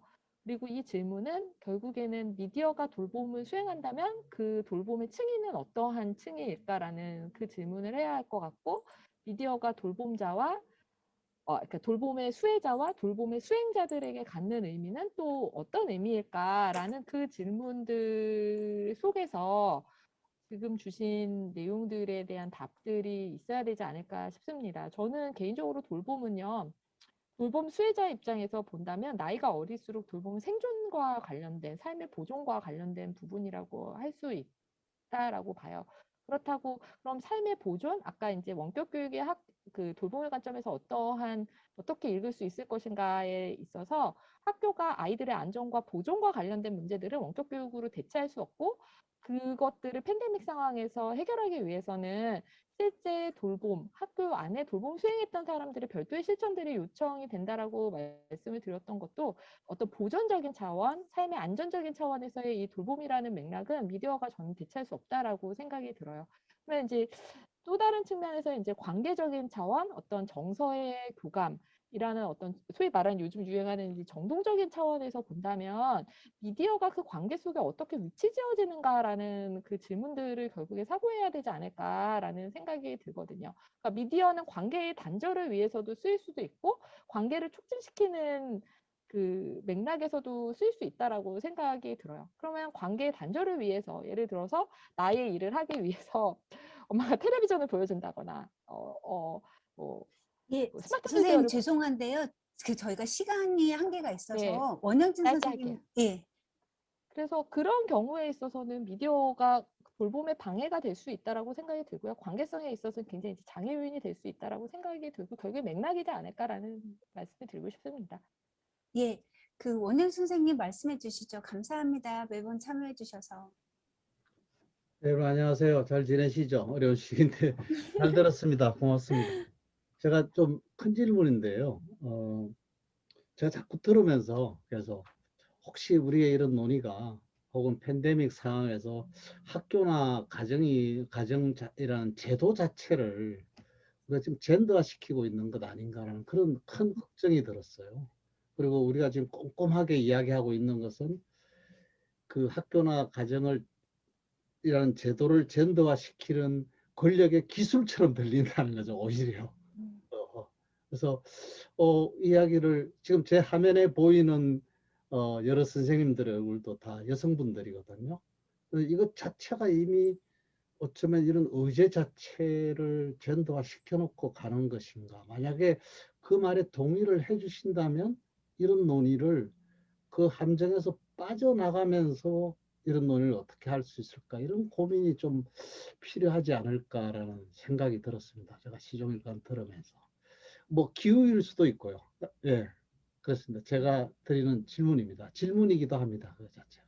예. 예, 선생님 제가 이거를 젠더화 시키는 것이 어떠한 면에서 우려가 된다라고 생각하시는지 좀 더 혹시 설명해 주시면. 모든 교육의 문제나 케어링의 문제가 다 여성의 문제로만 돌아가는 그런 방식으로 지금 학교도 훨씬 더 여성의 공간, 여성이 활동해야 되는 공간으로 돌려버리고 가정도 더더욱 그러고 뭐 이런 식의 어떤 제도의 젠더화 이런 부분들이 될 수 있는 우려가 있지 않을까라는 그런 생각을 해봤다. 어떻게 보면 이 논문에 관한 이야기보다는 일종의 메타 논문에 관한 이야기일 수 있겠다라는 그런 생각인데요. 예, 네. 발표 선생님. 네. 저는 그 부분에 있어서 결국에는 목마르고 힘든 사람이 얘기를 하는 상황이 되어버린 것 같아요. 네.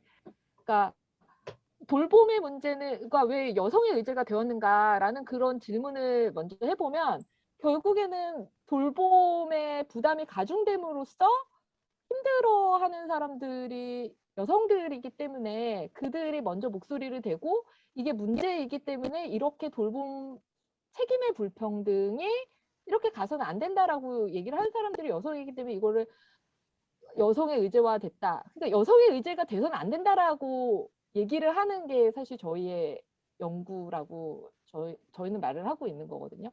여성의 의제가 아니라 돌봄 책임의 불평등이 완화될 수 있는 사회, 즉 돌봄의 가치가 부각이 되고 돌봄이 사회적 책무이고 돌봄의 무임승차자가 더 이상 존재하지 않는 사회로 하기 위해서 어떻게 해야 할 것인가라는 그 문제의식 속에 있고요. 물론 이 논문에서는 이게 아동 돌봄의 논의를 하는 과정에서 그 문제의식이 충분히 녹여져 있지는 않은데 이게 여성의 의제화된 것은 결국에 여성들이 힘들기 때문이고 여성들이 먼저 목소리를 내기 때문이고 대안은 여성의 의제가 돼서는 안 된다.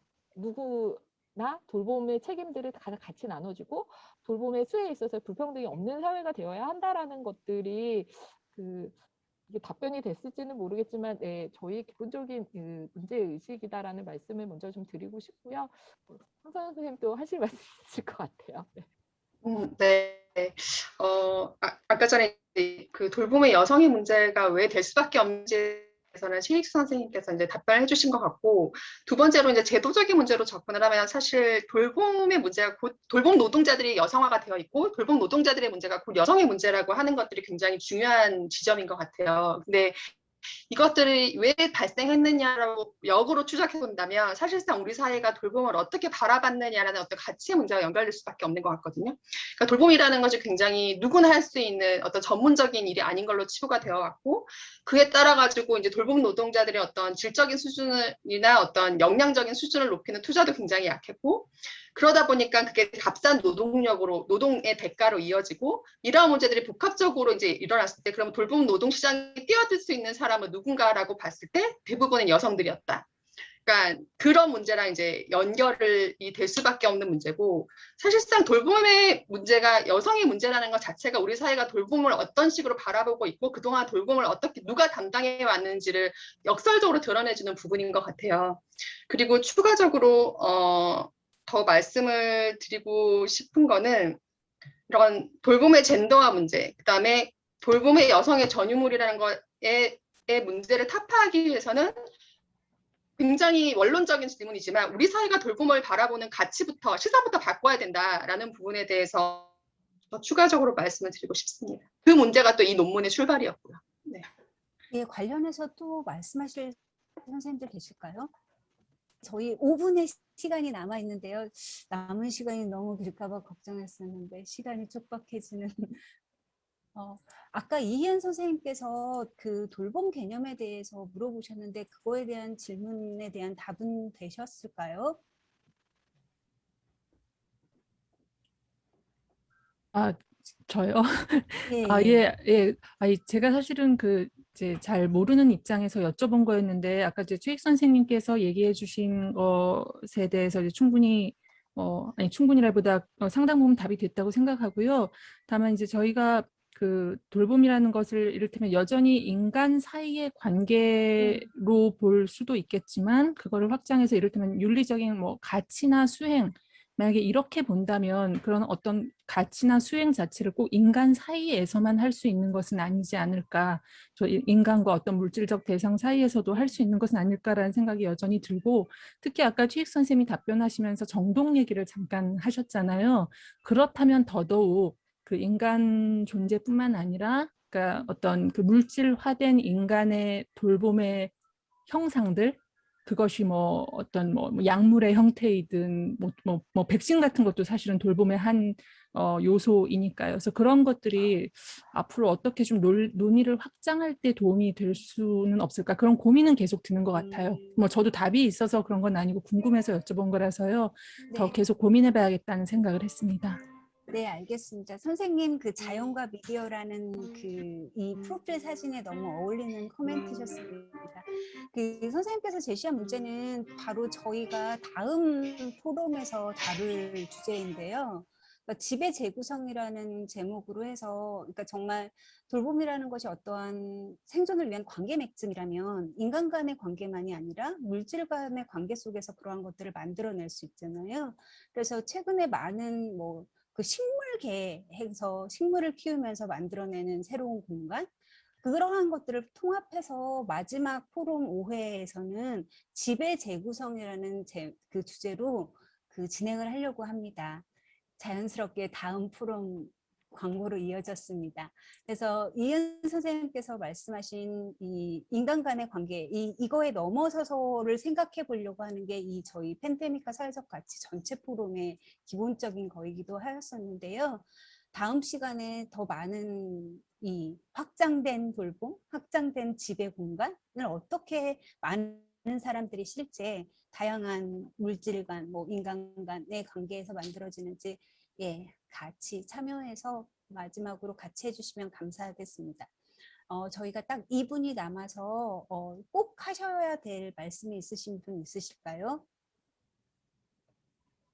예, 2시간을 빡빡 채워서 했는데 너무 발표해 주신 선생님들 너무 감사드리고요. 토론자 선생님 2분 감사드리고 끝까지 함께 해주신 청중 선생님들 감사드립니다. 그러면 저희 마지막 포럼도 꼭 함께 해주시기 바라면서 마치도록 하겠습니다. 네, 감사합니다. 주말 잘 감사합니다. 보내세요. 네.